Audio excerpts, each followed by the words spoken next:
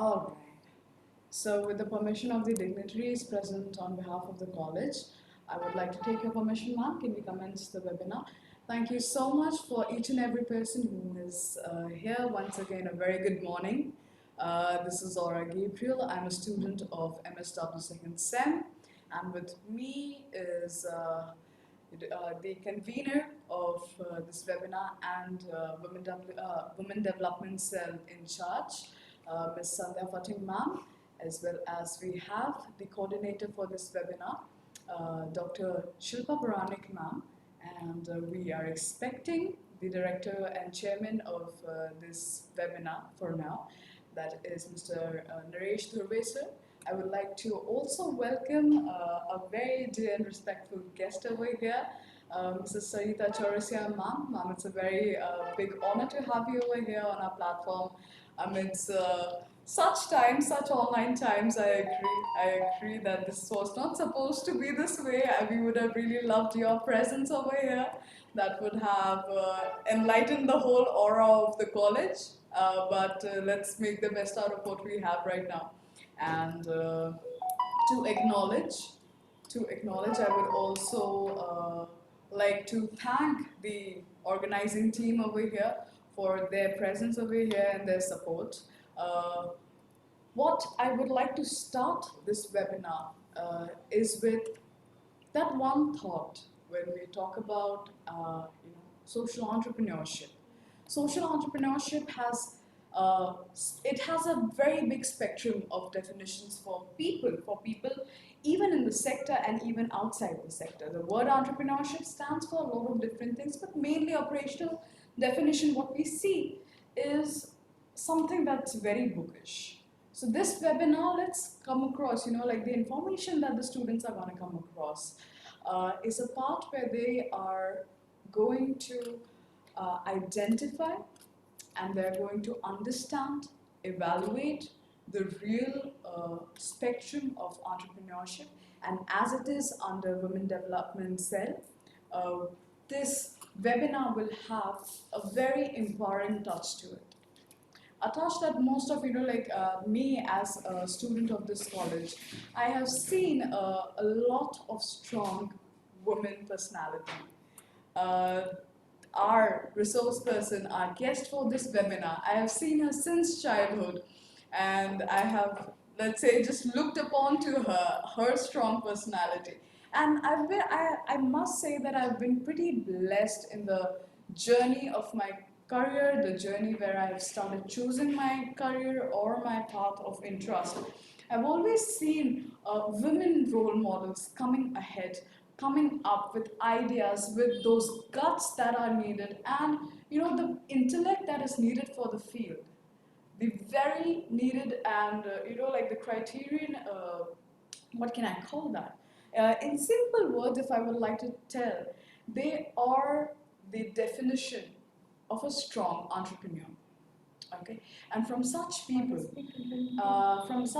we get more inspiration, and so from such people we get more information. I will just switch my language अगर ताकि सभी को ये चीज़ समझ में आए और आप लोगों के patience के लिए once again we are very thankful. I would like to अब मुझे माफ़ करिएगा, I switch on to English and Hindi, but to start this program हम शुरुआत करते हैं with a very small honoring ceremony. Ma'am, we would really have loved अगर आपके साथ हमारा physical encounter रहता तो we would have got ways to honor you, but thank you so much and we welcome you on behalf of Tripura College of Social Work. Thank you so much for your presence and thank you so much for coming over here. Thank you very much, Aura. You're welcome, ma'am. Apart from this, I would really like Khushi to turn over the saplings to honor our current and present dignitaries from the college. Yes. Khushi, can I have these saplings? Yes, ma'am. Please. We can शुरू करूँ जिस और आगे की कराना है. Yeah.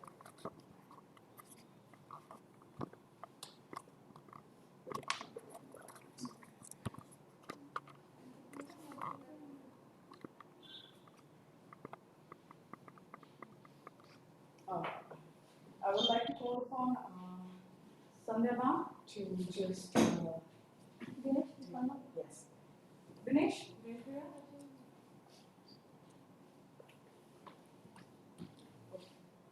Over here. Let's. Thank you.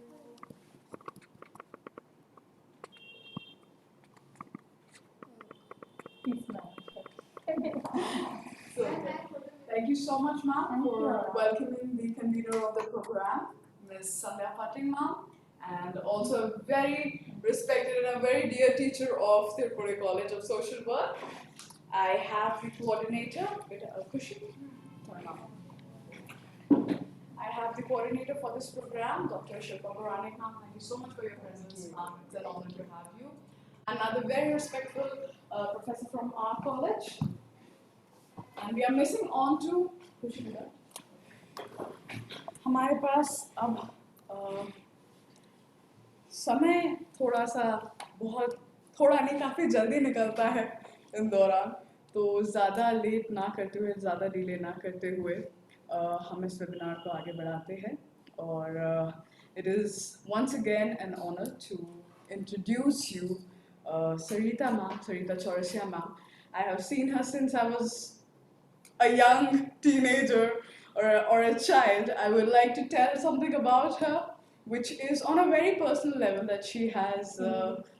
उन्होंने उन्होंने अपना MBA Human Resource में किया है and उनका graduation हुआ है in Commerce, if I'm right, ma'am. Yes, and she is right now Nagpur में उनका खुद का practice है about under the name of Brain Mapping Solutions.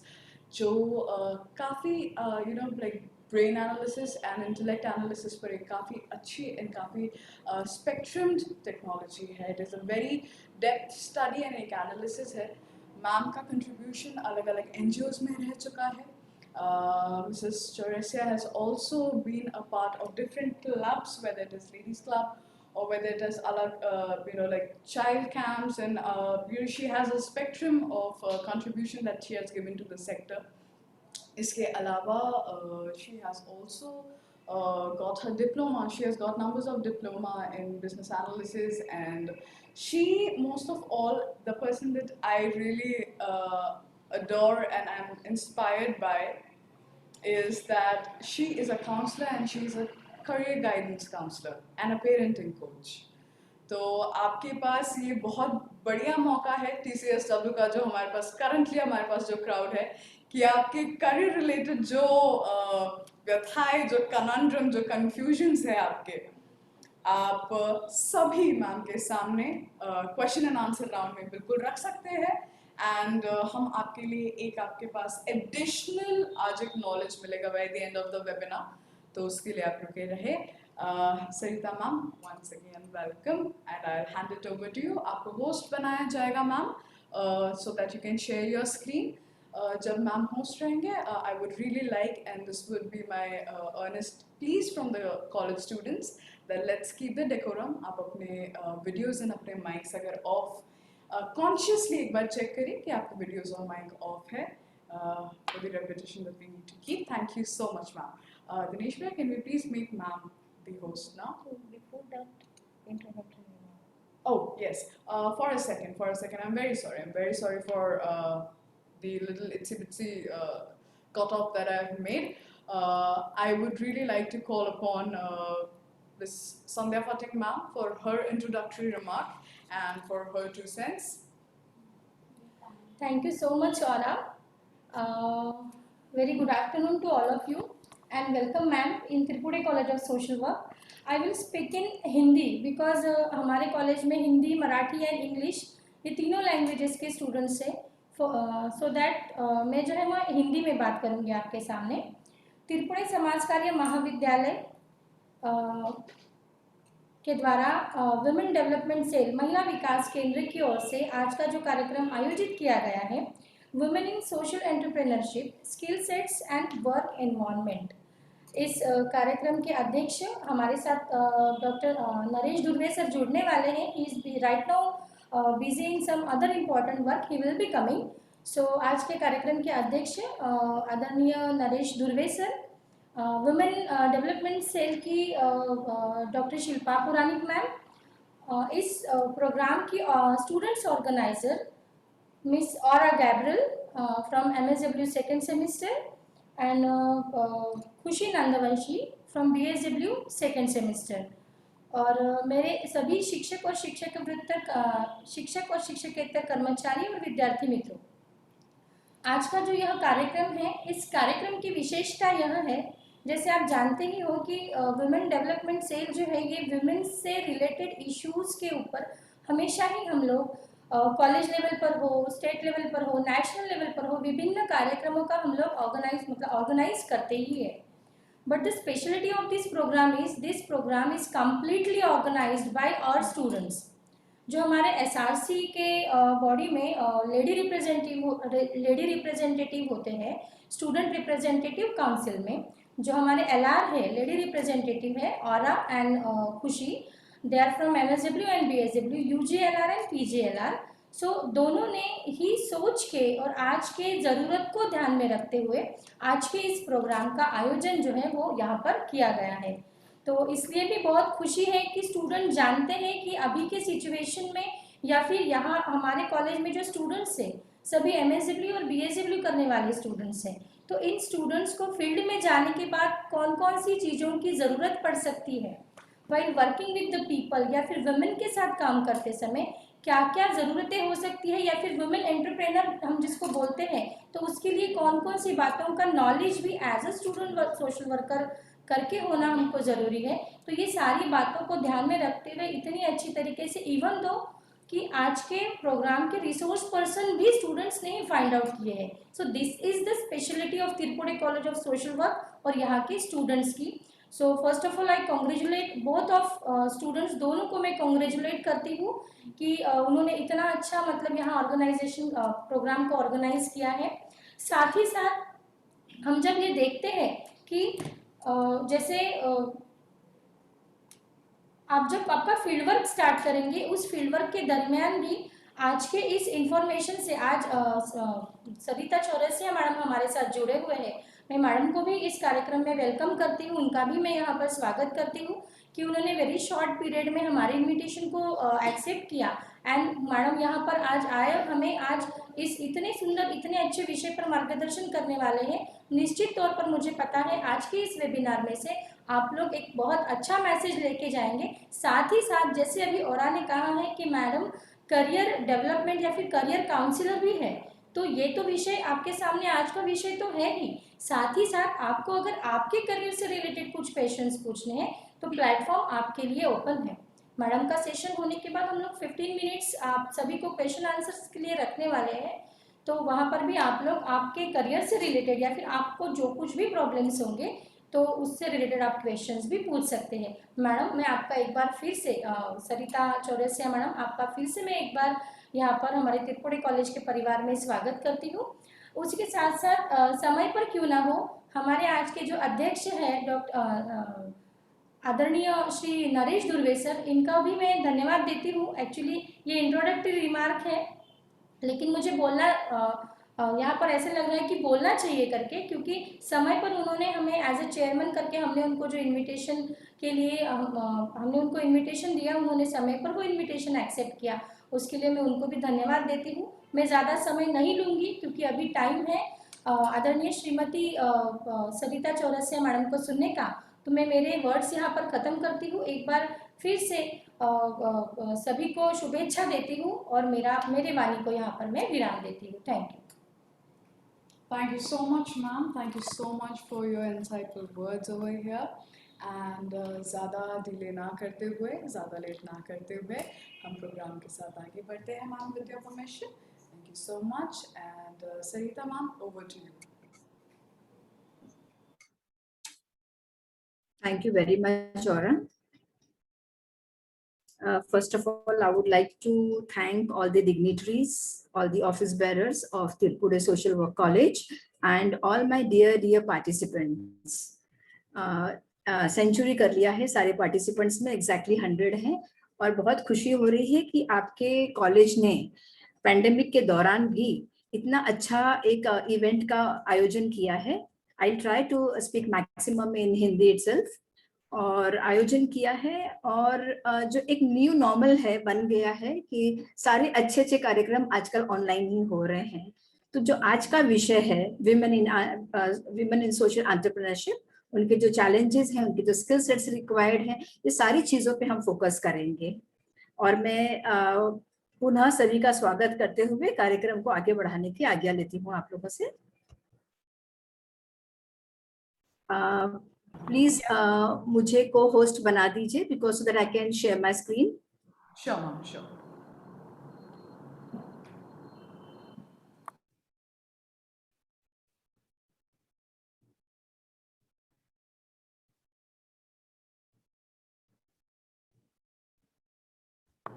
Ma'am, we would really like you to pin Yes. yourself to the main screen, please. Yes, if you can do that.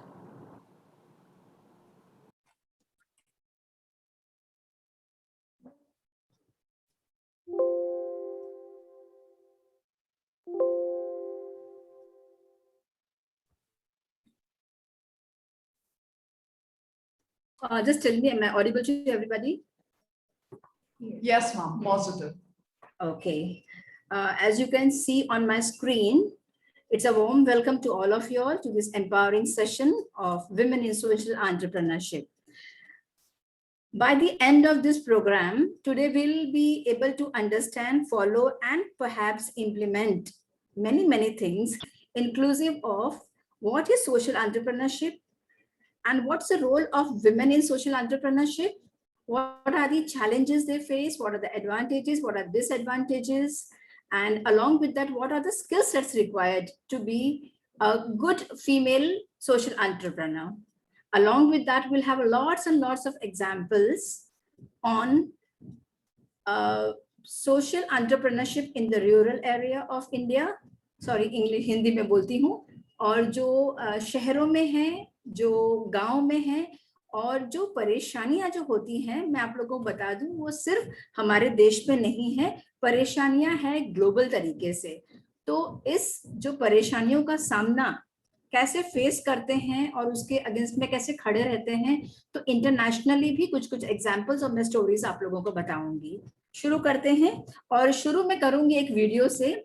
और दोस्तों, एक चीज बताऊं, यदि आप इस वीडियो को ध्यानपूर्वक देखेंगे, जी ध्यानपूर्वक देखेंगे, हर शब्द को सुनने के और समझने की कोशिश करेंगे अगर आप, तो सोशल एंटरप्रेन्योरशिप क्या है, ये सिर्फ 1.25 मिनट में पूरी तरीके से आप लोगों को आ जाएगा। और उसके बाद में जो हम 1-1.25 घंटा बातें करेंगे, वो उसी का इलैबोरेशन होगा, मतलब उसी को हम विस्तारित रूप में समझेंगे और डिस्कस करेंगे। So let's start.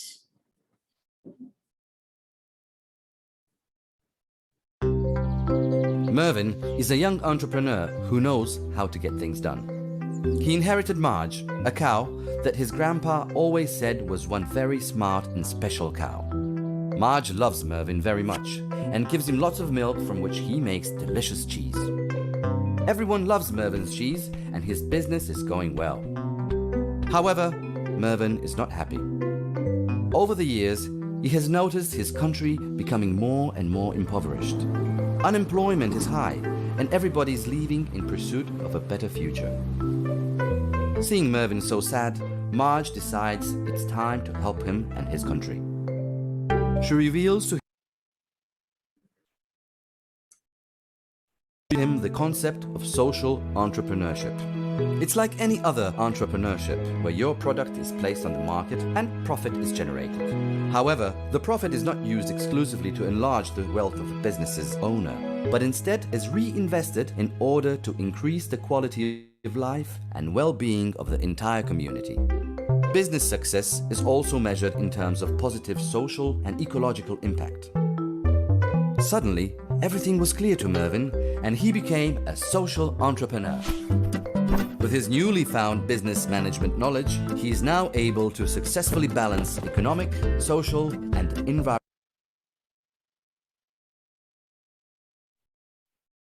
environmental goals. Social entrepreneurs identify social problems and use entrepreneurial skills to achieve positive changes such as environmental protection and conservation. job creation, meeting public, cultural, and health needs, the inclusion of the most vulnerable members of the community, and so on. With his example, Mervyn has shown us that changes are possible and that the power is in our hands. If you want to achieve something larger than plain profit, then find out more about social entrepreneurship and learn how you can positively affect your community while maintaining a steady income. And remember, by doing good for your community, you're doing good for yourself. I hope आप सभी लोगों ने समझा होगा कि इसमें कौन कौन से पॉइंट्स हैं, क्या हाईलाइट किए गए हैं, कौन सी दिक्कतें आते हैं social environment, social economic conditions में, और ये वर्ल्ड वाइड है, और कैसे एक इंसान ने एक कदम उठाया, who was worried and concerned about his country, his own area, and what he did for it, और किन किन चीजों के ऊपर उन्होंने काम किया. Now let's come to what is WISE. WISE is Women's Initiative for Social Entrepreneurship. जब कोई भी महिला एक कदम बढ़ाती है कि उसे अपने समाज के लिए, अपने देश के लिए कुछ करना है और उसको एक बिजनेस मॉडल सामने लाना है, उसको कहते हैं Women's Initiative for Social Entrepreneurship. What is Women's Social Entrepreneurship?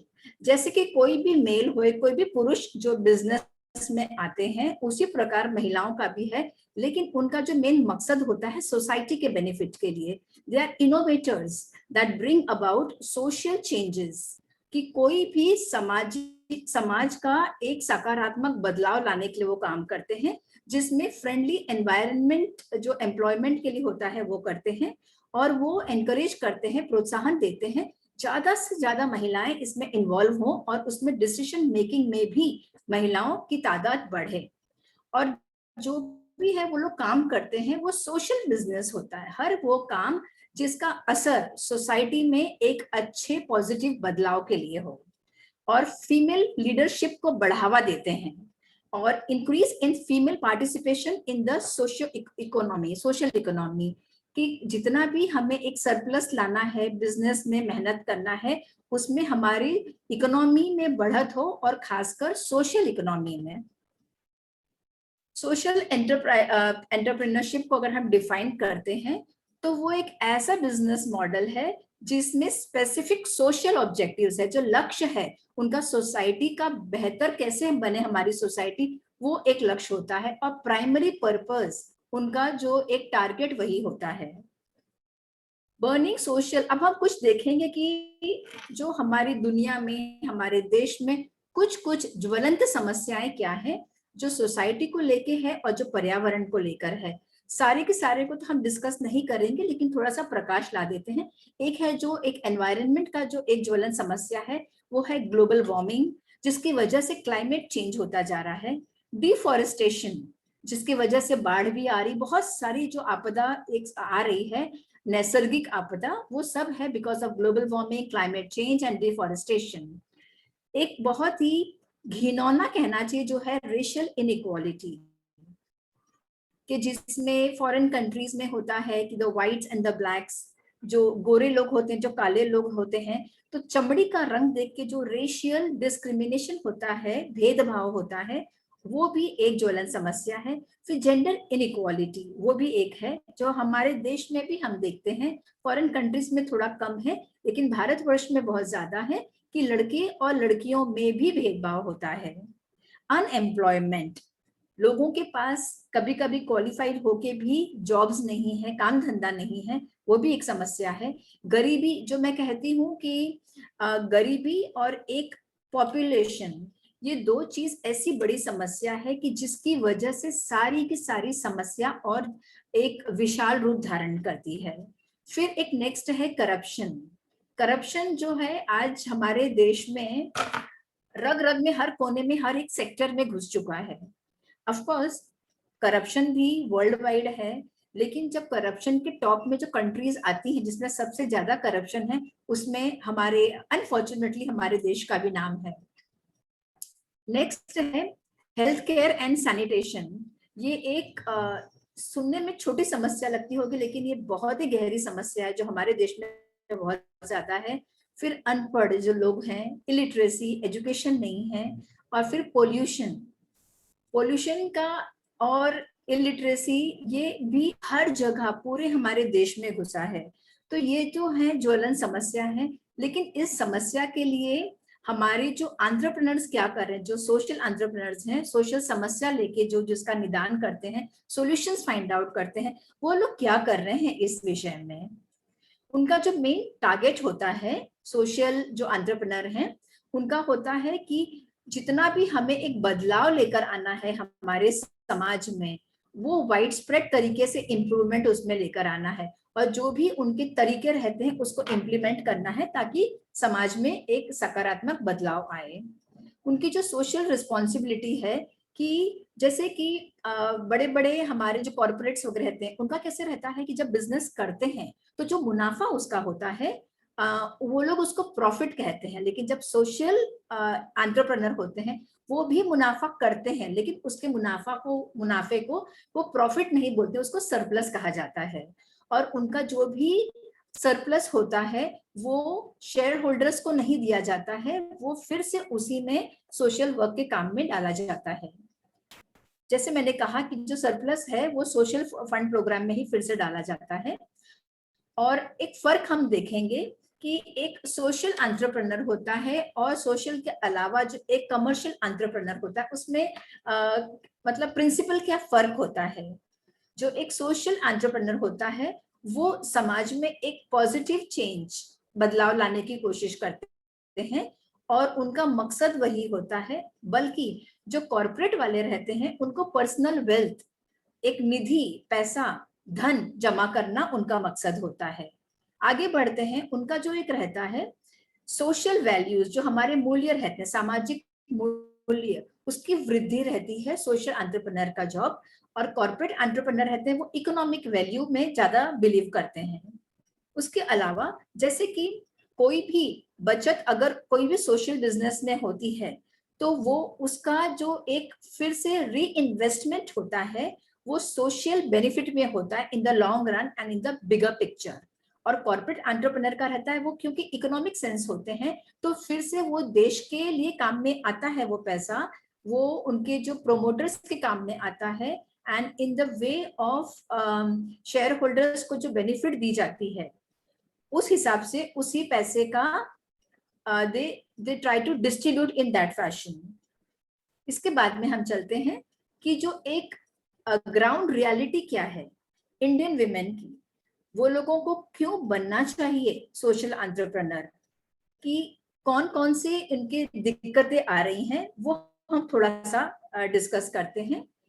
India में विमेन जो है ना, उनका जो एम्पावरमेंट बहुत कम है, बहुत कम है। बाकी देशों की अपेक्षा हमारे यहाँ पे एम्पावरमेंट कम है, और वो तो जब से जन्म होता है तब से ही हो जाता है। हम सभी को मालूम है कि लड़कियां पैदा होती हैं तो हर इंसान इंडिया में खुश नहीं होता है।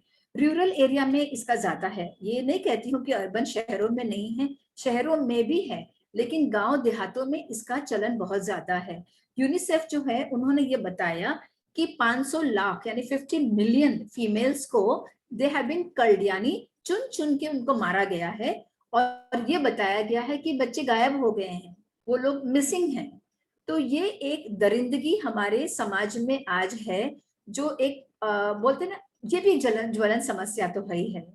और इंडिया में जो एक सेक्स रेशियो होता है कि हर 1000 मेल्स के सामने फीमेल्स कितनी है, तो इंडिया में जो है, जो लेटेस्ट अभी जो इसके गणना है, उसमें हर 1000 पुरुष के सामने सिर्फ 893 उतनी फीमेल्स हैं। ये एक चौंकाने वाला आंकड़ा है, जिसकी वजह से आगे चल के फीमेल्स की शॉर्टेज हो जाएगी, लड़कियां शादी के लिए भी नहीं मिलेंगी और औरतों का शोषण होगा।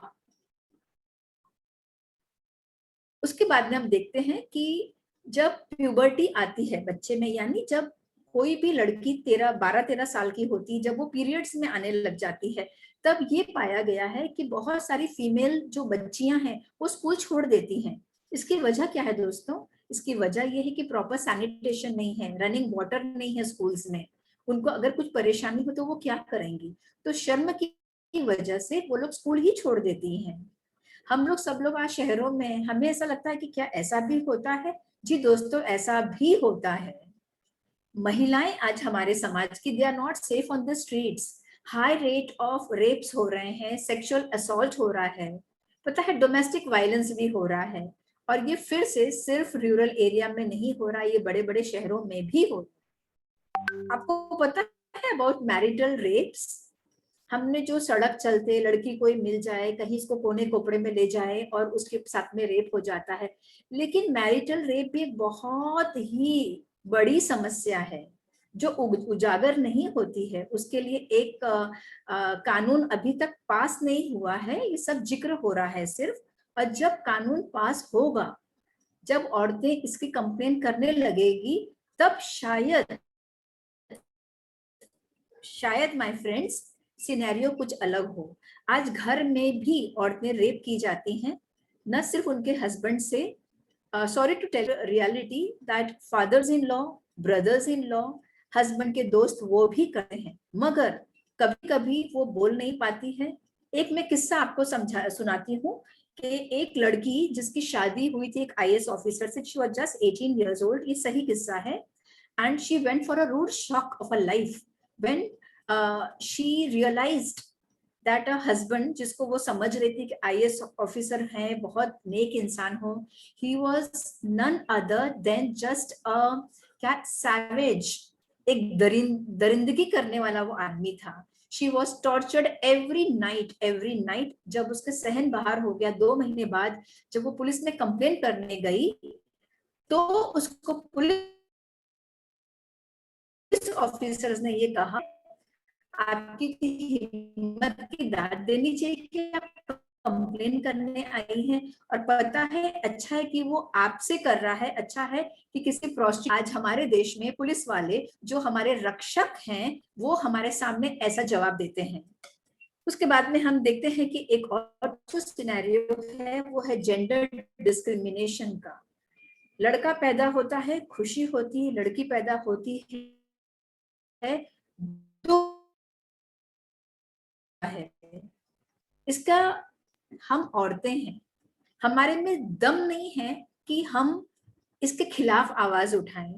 परिवार हमें दबाता है, हम दब जाते हैं, आवाज नहीं उठाते हैं।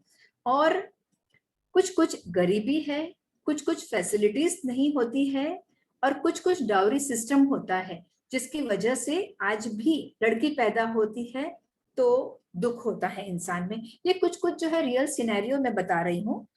अनसेफ बर्थ कंडीशंस, और लाखों बच्चे आज भी पैदा होते मान मर जाते हैं, क्योंकि जो डिलीवरी में सेफ कंडीशंस नहीं रहते हैं। महिलाएं भी मर जाती हैं क्योंकि वहां पे जो दाई माँ कभी करती है, उनके पास सारे टूल्स जो होते हैं वो अवेलेबल नहीं होते हैं जिससे एक सेफ डिलीवरी हो। गरीबी बहुत बड़ी समस्या, पॉपुलेशन बहुत बड़ी समस्या, लैक ऑफ एजुकेशन। जब तक हमारी सारी महिलाएं एजुकेटेड ना होंगी, पढ़ी लिखी नहीं होंगी, तब तक उनको एक जागरूकता नहीं आएगी कि उनके हक क्या है, उनको कब आवाज उठानी चाहिए, कब नहीं दबना है लोगों के सामने और समाज के सामने। ये एजुकेशन से आएगा। लैक ऑफ डिग्निटी, वो अपमानित की जाती है, पीटी जाती है, मारी जाती हैं, लेकिन उनको रिस्पेक्ट नहीं मिलता है जिसकी वो हकदार हैं। ये भी एक बड़ी समस्या है। और लैक ऑफ एम्प्लॉयमेंट अपॉर्चुनिटीज, कई बार देखा गया है कि महिलाओं को जल्दी जॉब नहीं दिया जाता है, उनके काउंटर पार्ट्स जो हैं पुरुषों को उनके एवज में जल्दी से जॉब अपॉर्चुनिटीज मिल जाती है। बहुत जगह में आजकल कॉर्पोरेट्स में भी कानून हो गया है कि they will give equal opportunities to females, लेकिन सारे कॉर्पोरेट अभी गांव देहातों में नहीं पहुंचे कि जो विमेन काम करना चाहिए जिससे ज्यादा से ज्यादा फायदा महिलाओं को हो। हम आगे बढ़ते हैं। वेव्स ऑफ चेंज, जी हाँ, एक लहर आ चुकी है बदलाव की, और इससे मैं बहुत सारे एग्जाम्पल्स देके आपको बताऊंगी कि किन किन जगहों में ये बदलाव शुरू हो गए हैं और किन के द्वारा। सैकड़ों इंडिविजुअल और ऑर्गेनाइजेशन सामने आ चुके हैं और सस्टेनेबल सॉल्यूशंस, जो इम्पोर्टेंट इश्यूज जो अभी हमने फोकस करे थे उनके ऊपर सस्टेनेबल सॉल्यूशंस। अब सस्टेनेबल क्या होता है? ये वो सॉल्यूशन होते हैं जो टिके रहेंगे। ऐसा नहीं कि आज हमने कोई सोशल बिजनेस स्टार्ट किया, हम उसको पूरा देख नहीं पाए, कुछ महीनों में या कुछ वर्षों में उसको बंद कर देना पड़ा। तो जब हम किसी भी एनवायरनमेंट या कोई सोशल परेशानियों का जब हम एक सॉल्यूशन निकालते हैं तो हमेशा एक वर्ड इस्तेमाल होता है सस्टेनेबल। वो टिकना हो चाहिए, बहुत सालों साल और निरंतर टिके रहना चाहिए। तो इन लोगों ने क्या किया है अब हम वो देखेंगे। आज जो एक जुबेदा है, जुबेदा बाई, उन्होंने एक जो अफोर्डेबल बर्थ किट्स निकाला है जिसकी कीमत सिर्फ 100 रुपया है। उनके पीछे भी एक कहानी है कि जब उनका बच्चा पैदा हुआ था तो जो कंडीशंस थे वो बहुत ही अनहाइजीनिक थे। तो उन्होंने, और उस वजह से डॉक्टर ने ये बताया कि वो सेकेंड बच्चे के लिए अब कभी भी मतलब फेस नहीं कर सकेंगी। She will not deliver a second child for unhygienic conditions of child birth. अब ये देखते हैं ब्लैंक नॉइज, जो जस्मीन पथेजा करके जो एक लड़की है, she was a student of, अगर आपने सुना होगा कि बैंगलोर में सृष्टि नाम की एक इसको क्या कहते हैं, डिजाइनिंग इंस्टीट्यूट है, बहुत ही फेमस है वो इंडिया में। वहां पे एक गली है जिसको रेपिस्ट लेन, रेप वाला रेपिस्ट लेन कहा जाता है। वहां पे जो ये लड़कियां लड़के, इनको बहुत परेशान किया जाता था। तो उन्होंने एक संस्था स्टार्ट करी, ब्लैंक नॉइज। वो एक ऐसा प्लेटफॉर्म था कि जो परेशान हो रही थी मॉलेस्टिंग में या तो ईव टीजिंग से, वो अपनी आवाज उठा सकती थी इस ब्लैंक नॉइज प्लेटफॉर्म पे। उसी के साथ में उन्होंने स्टार्ट किया talk to me. Talk to me वो एक जगह है जो रेपिस्ट लेन में उन्होंने चेयर्स वगैरह लगा दी, ताकि जो वहां से परेशान करने वाले युवक और मर्द गुजरते थे उनको बैठा के चाय पिलाया जाता था, और लड़कियां भी बैठती थी और लड़कियां अपनी प्रॉब्लम्स को शेयर करती थी और अपनी तकलीफों को शेयर करती हैं वो लोग अभी भी, कि आप लोग हमें इंसान समझो और रेप हमारे पे होता है, ये बहुत हमारे साथ में गलत हो रहा है। तो ये एक बहुत अच्छी आवाज उठाई है जस्मीन पथेजा ने, जो वहाँ की स्टूडेंट थी, ताकि जो एक रेप होते हैं और जो क्या कहते हैं, जो ईव टीजिंग है, मोलेस्टेशन है, उसमें रोकथाम हो। और अंदर से जो आवाज जब उठेगी, अंदर से जागरूकता मर्दों में आएगी कि हम ये गलत कर रहे हैं, तो एक परमानेंट सॉल्यूशन निकाल सकेंगे हम। नेक्स्ट आता है कि डेटा हल्ली, जो जिंदाल स्टील कंपनी है ना, तो जिंदाल जो साउथ वेस्ट में, उस एक फाउंडेशन ने ये किया हुआ है काम, जिसमें लड़कियां करीब करीब 5,000 लड़कियों को ट्रेनिंग दी गई है कंप्यूटर डेटा एंट्री स्किल्स। तो जो डेटा हल्ली है, लड़कियां हैं, गरीब हैं, उनको सबसे पहले तो एक एनकरेजमेंट मिलता है, मोटिवेशन दिया जाता है कि आप लोग कम से कम 12th स्टैंडर्ड की पढ़ाई करिए। जब वो पढ़ाई करती हैं तो उनको कंप्यूटर डेटा एंट्री का जो एक है, उनको पूरी ट्रेनिंग दी जाती है। एक कंप्लीटली टोटल बीपीओ जो है, मतलब बिजनेस प्रोसेस आउटसोर्सिंग जिसको कहते हैं, that is totally for females. और हर गरीब लड़की को चुन चुन के लाया जाता है और उनकी इनकम का रास्ता बनाया जाता है। उनको 3,000 से लेके 5,000 तक पैसा रुपया दिया जा रहा है। तो इस तरीके से ज्यादा जो है, and it is in Bangalore, और ज्यादा से ज्यादा इनको प्रोत्साहन दिया जा रहा है कि आपको एम्प्लॉयमेंट दिया जाए। तो ये एम्प्लॉयमेंट का जो इश्यू है वो भी टैकल किया जा रहा है इस तरीके से। नाउ दिस इज सखा कंसल्टिंग विंग्स, जो आजाद फाउंडेशन के जरिए किया गया है। इसमें जो दिल्ली और उसके, तो उसमें एक पूरी संस्था है, caps for women by women, जो सखा कंसल्टेंसी है। वो लोग करते ऐसे हैं कि जो गरीब महिलाएं हैं उनको ट्रेनिंग देते हैं। मारुति नाम के एक ड्राइविंग स्कूल है, उन्होंने उससे टाई अप किया है आजाद फाउंडेशन ने। वो लोग सारी महिलाओं को पूरा ट्रेनिंग देते हैं और फिर उनको गाड़ी चलाने का लाइसेंस दिया जाता है, उनको डिफेंस कैसे किया जाता है, पैंडेमिक के समय में कैसे खुद की सेफ्टी देखना है, कोई अगर अपने को परेशान करता है तो सेल्फ डिफेंस कैसे करना है, और जो रूट देखा जाता है जीपीएस सिस्टम की पूरी कंप्लीट ट्रेनिंग दी जाती है। और उसमें कई तरह का होता है, वो लोग शॉफर्स, लेडी शॉफर्स भी देते हैं कि अगर कुछ समय के लिए अगर आपको ड्राइवर चाहिए। और जब ये कैब्स में, this is specially for women travelling and driven by women itself. और जय श्री इंडस्ट्रीज, ये एक है अरुणाचलम मुरुगन नंदम। ये व्यक्ति हैं जो मेंस्ट्रुअल हाइजीन के बारे में उन्होंने सोचा। और वैसे तो एक वेल्डिंग जो दुकान होती है उसमें से सिर्फ एक टेक्नीशियन थे, वेल्डिंग हेल्पर, टेक्नीशियन भी नहीं, was a helper in that thing. लेकिन कहीं ना कहीं उनको लगा कि जो लड़कियां पीरियड्स में होती हैं, अनहाइजीनिक कंडीशंस में होती हैं, उनके लिए कुछ तो करना चाहिए। तो जो आपने देखा है पैडमैन पिक्चर, वो पूरा जो इंस्पिरेशन इसी व्यक्ति से मिला है। उन्होंने जो मशीन्स होती है, जो 3.5 करोड़ रुपए की मशीन थी, उसको उन्होंने बहुत महंगा समझा, उसका डेवलप खुद किया। और आज वो मशीन 65,000 ओनली, 3.5 करोड़ का उन्होंने 65,000 का खुद प्रोड्यूस किया। और हर जगह में जो पैड्स बना के दे रहे हैं, कई कई शहरों में महिलाएं ऑपरेट कर रही हैं। इसको एक बहुत अच्छा बिजनेस हो रहा है। इससे मेंस्ट्रुअल हाइजीन उसका भी टैकल हो गया है, प्लस उनको एम्प्लॉयबिलिटी भी हो गई है।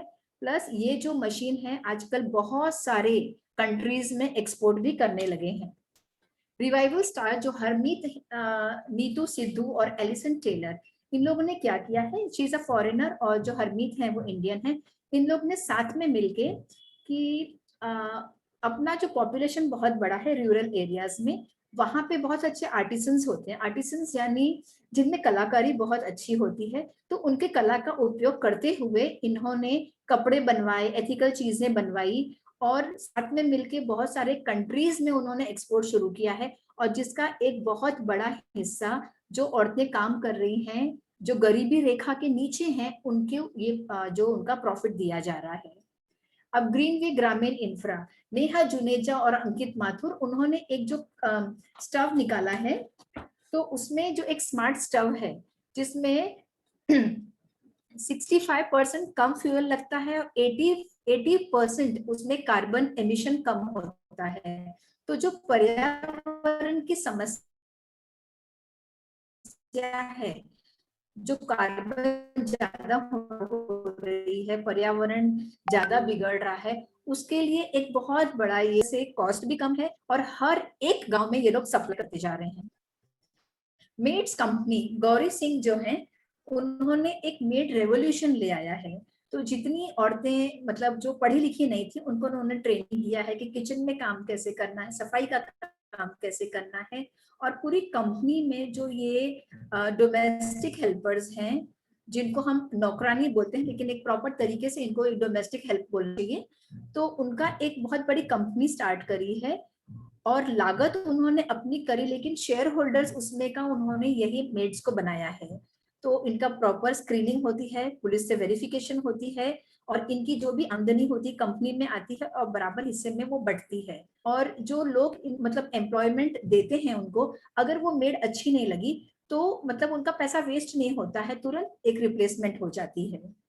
रंग सूत्र, ये सुमिता घोष करके हैं, तो उन्होंने ये स्टार्ट किया है जिसमें कपड़े, एक्सेसरीज, फर्निशिंग वगैरह का। इन्होंने भी राजस्थान है, अरुणाचलम है, ऐसे बहुत, और नॉर्थ ईस्ट के बहुत सारे जो गांव की औरतें जिनमें कला बहुत ज्यादा है लेकिन उनको पैसा कमाने के मौके नहीं मिल रहे थे, उन लोगों के लिए स्टार्ट किया। और बहुत अच्छे से आज मतलब ये हर कंट्री में एक्सपोर्ट भी हो रहा है, इनकी आमदनी बढ़ रही है। और सुनीता घोष को हम देख रहे हैं कि प्रणब मुखर्जी ने भी इनको प्रोत्साहित किया, शी हैज बीन फेलिसिटेटेड। अब ये जो एक बहुत मजेदार है, ये जो लेडी है, she is the main promoter, और इन्होंने 7 औरतों को जमा किया। और कितने रुपए में स्टार्ट किया पता है? ये जो लिज्जत पापड़, जो श्री महिला गृह उद्योग है, गुजरात में स्टार्ट हुआ था, ये जशोदा बेन है, तो उन्होंने श्री महिला गृह उद्योग स्टार्ट किया और सिर्फ 80 रुपए से ये 7 औरतों ने मिलकर पैसा जमा किया वो लोग आटा लेके आए, बांधे और बेल के उन्होंने पापड़ सुखाए और बेचे। उस 80 रुपए को बढ़ाते बढ़ाते बढ़ाते बढ़ाते आज ये इतना बड़ा हो चुका है, ये कंपनी इतनी बड़ी है कि पापड़ के अलावा डिटर्जेंट केक है, डिटर्जेंट लिक्विड है, अपलम्स है, मसाले हैं, गेहूं का आटा है, रोटियां हैं, ये सारी चीजें अप्लाई कर रहे हैं ये लोग। और ये जो ये सब की कंपनी है, आज इसके 81 ब्रांचेस हैं इंडिया में और 43,000 औरतें इसमें काम कर रही हैं। सोचिए, एक लेडी ने एम्प्लॉयमेंट देने के लिए सोचा, उनके साथ में और 6 यानी टोटल 7 लोग जुड़ गए, उन्होंने काम शुरू कर दिया। And who does not know, पापड़ का नाम आया कि लिज्जत पहले आता है। अब हम बात करेंगे कि अगर वुमेन एंटरप्रेन्योर बनना है, सोशल एंटरप्रेन्योर, तो हमारे में स्किल सेट्स कौन सी होनी चाहिए, कौन कौन से गुण हमारे में होने चाहिए ताकि ये जो एक चैलेंजिंग काम है हम कर सके। औरतों को क्या चैलेंजेस आते हैं उसके बारे में भी हम प्रकाश डालेंगे, but let's talk about the skill set required for a women social entrepreneur. एक है, a lady should be creative and innovative, क्योंकि सोशल एंटरप्रेन्योर मतलब क्या होता है कि कुछ ना कुछ सोशल एक पीड़ा है, तकलीफ है, प्रॉब्लम है, प्रॉब्लम का सॉल्यूशन हमको निकालना है। और बहुत बड़े बड़े जो दिग्गज हैं कॉर्पोरेट्स, उनके साथ में हमारा सामना होता है। तो we have to be creative, we have to be innovative. Innovative यानी पहले वो काम नहीं हुआ था, क्रिएटिव यानी you have to think out of the box, जो किसी ने नहीं सोचा है वो हमें सोचने की जरूरत होती है। तो क्रिएटिविटी इज वेरी इंपॉर्टेंट। उसके बाद में प्रोजेक्ट मैनेजमेंट, हमें ये कला आनी चाहिए। वो ये है कि अगर हमने कुछ सोचा कि हमें इस चीज में अपना बिजनेस करना है, तो एक प्रोजेक्ट रिपोर्ट कैसी बनाई जाती है, उसमें कितनी फंडिंग हमें जरूरत है, किसको कांटेक्ट करना है, किस तरीके से रिपोर्ट हमें पेश करना है, कौन कौन से ऑर्गेनाइजेशंस हैं, कौन से ऑफिसेज में जाना है, कैसे अप्लाई करना है, एक्चुअली शुरुआत कैसी करनी है, how we have to ask for the loans, ये सारी चीजें प्रोजेक्ट मैनेजमेंट रिपोर्ट में आती है, प्रोजेक्ट रिपोर्ट में। तो इस तरीके इसको कैसे किया जाता है, ये स्किल हमारे में जरूर आनी चाहिए। उसके बाद में इंपॉर्टेंट है दैट ये स्किल होनी चाहिए हमारे में कि जो हम डिजाइन बना रहे हैं हमारे बिजनेस की पूरी, वो बेनिफिशियरी सेंटर्ड होनी चाहिए, कि हम जो भी बिजनेस करेंगे, जो हमारा मुनाफा होगा, वो बेनिफिट हमारी सोसाइटी को जानी चाहिए, ये चीज हमें नहीं भूलनी है। Next is compassion.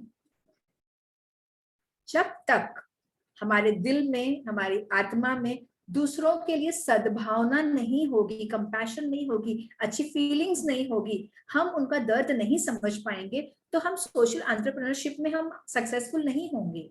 क्योंकि बहुत सारी दिक्कतें आती हैं जो हमारा ध्यान भटका देंगी हमारी राह से, कि ये नहीं, ये प्रॉब्लम है, वो प्रॉब्लम नहीं, कभी हम लो फील करते हैं, सब है। लेकिन what is the burning desire, we have to be very compassionate, कि हमें किसी का भला करना है, उनका दर्द समझना है, ये भावना हमारे में होना बहुत जरूरी है। नेक्स्ट इज डेविल में केयर एटीट्यूड। उसका मतलब है जो हो वो हो, लेकिन जो मैंने मकसद ले लिया है, जो मैंने सोच लिया है करने का, मैं जरूर करूंगी। बहुत बार ऐसे होता है कि घर से हमें तकलीफ आ जाती है, कभी इन लॉज ने बोलते क्या रखा है सब करने में, कहीं और दूसरा काम करोगे किसी कॉर्पोरेट में तो लाख रुपया कमाओगे, क्या सरदर्द करते हो। ऐसे बहुत सारे चीजें हमारे नियर एंड डियर वंस रहते हैं, फ्रेंड सर्कल है, रिलेटिव्स है, हमारी अपनी फैमिली है, हमारे हस्बैंड हैं, घर के लोग हैं, वो लोग हमें डिमोटिवेट कर देते हैं। लेकिन जो डेविल में केयर, मतलब जो हो वो हो, मैं जो सोच ली हूँ मैं करूंगी, ये जो एक मन में एक जो रहता है कि करके दिखाने वाला एटीट्यूड है, वो बहुत जरूरी है हमारे स्किल सेट में। असर्टिवनेस यानी अगर हम अग्रेसिव हो गए तो भी हमारा नुकसान है, पैसिव हो गए तो। असर्टिव यानी उस तरीके से हमें बात करना है। जब हम पैसिव हो रहे हैं, इसका मतलब हम सामने वाले को हमें क्रश करने के लिए हमारे पे दबाने का मौका दे रहे हैं। अगर हम अग्रेसिव हैं यानी उसके दायरे में हम उस पर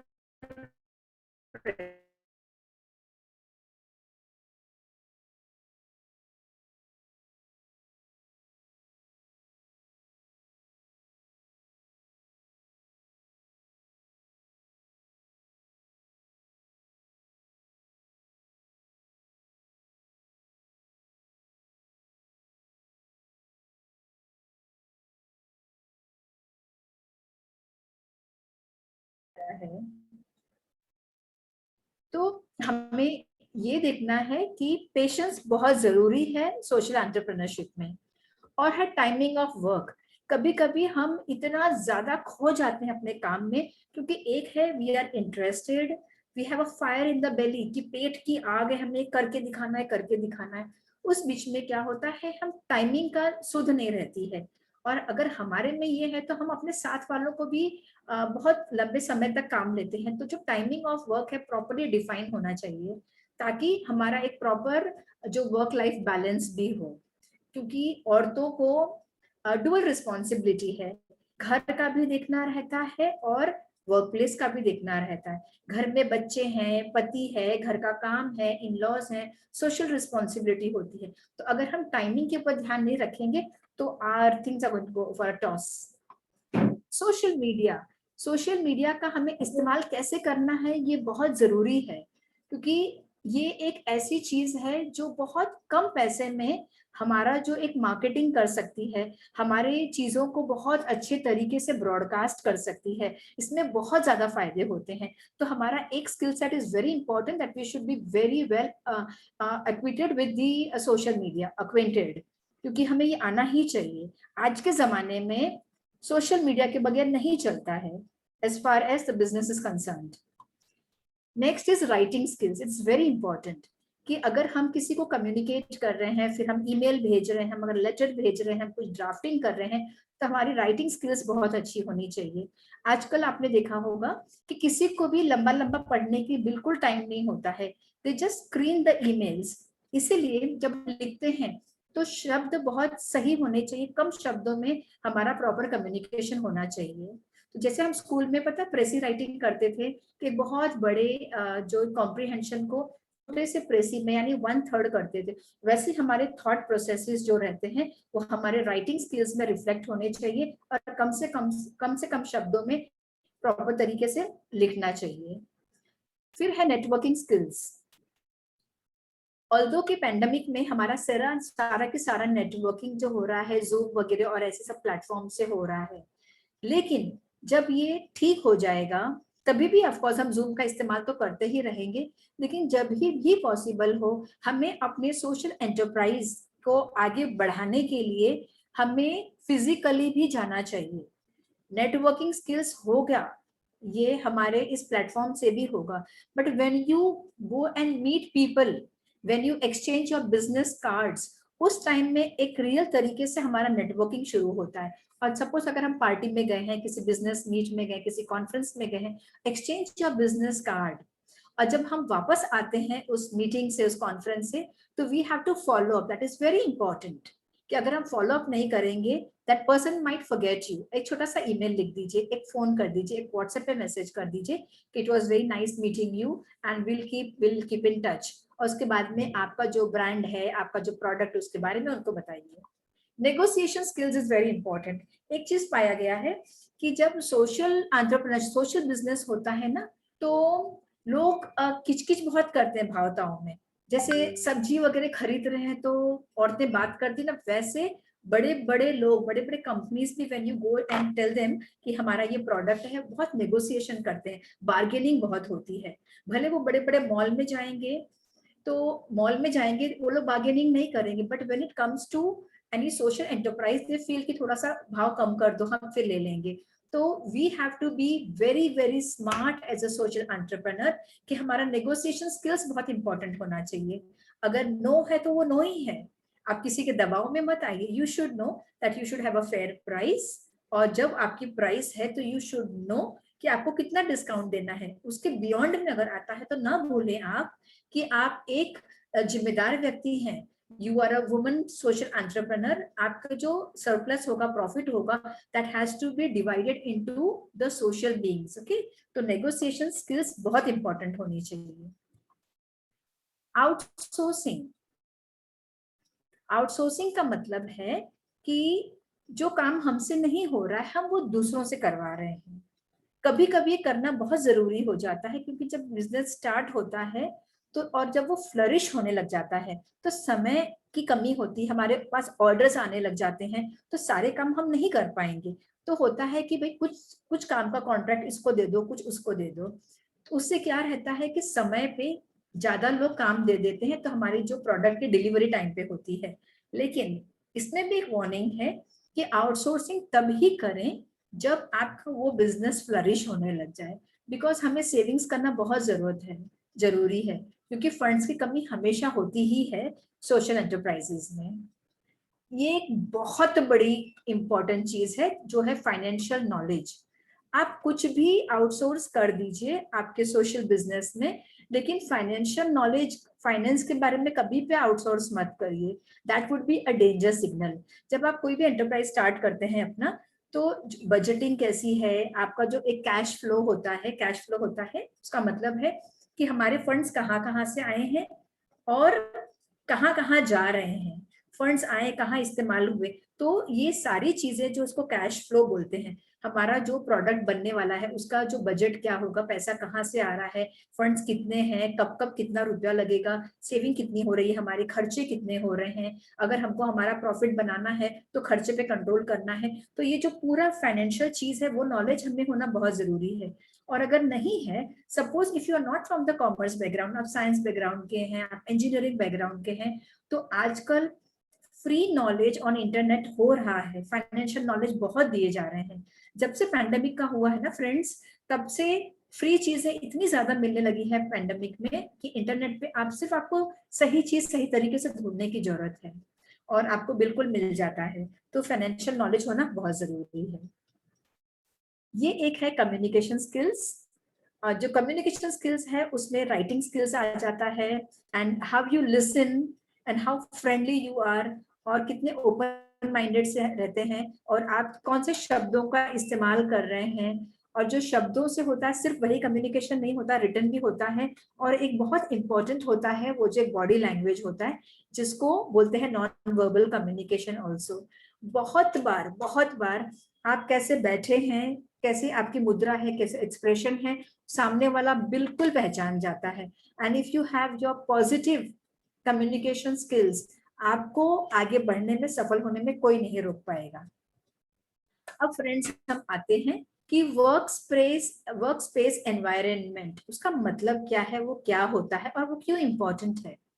एक होता है फिजिकल वर्क स्पेस एनवायरनमेंट, जिसमें हमें बैठने की प्रॉपर जगह हो, लाइट बराबर हो, वेंटिलेशन बराबर हो, ताकि हमारी हेल्थ बनी रहे, हम देख सके प्रॉपर। और हमें सही इक्विपमेंट्स मिलने चाहिए कि अगर हमारे पास लैपटॉप है या कंप्यूटर है, टाइपराइटर है, जो हमारी जरूरत की चीज है वो होना बहुत जरूरी है। वो क्यों जरूरी है? ताकि हमारा आउटपुट अच्छा रहे, उसमें हम खुशी खुशी काम करें, फ्रस्ट्रेशन ना आए हमारे में। एक एक एनवायरनमेंट ऐसा होता है वर्क प्लेस का कि अपॉर्चुनिटीज फॉर ग्रोथ, अगर हमें उस जगह में ग्रोथ की गुंजाइश नहीं है तो हम उसमें ज्यादा दिनों तक काम नहीं कर पाएंगे। तो कभी भी choose a place where the environment is very friendly and you have been told that yes there is growth for you.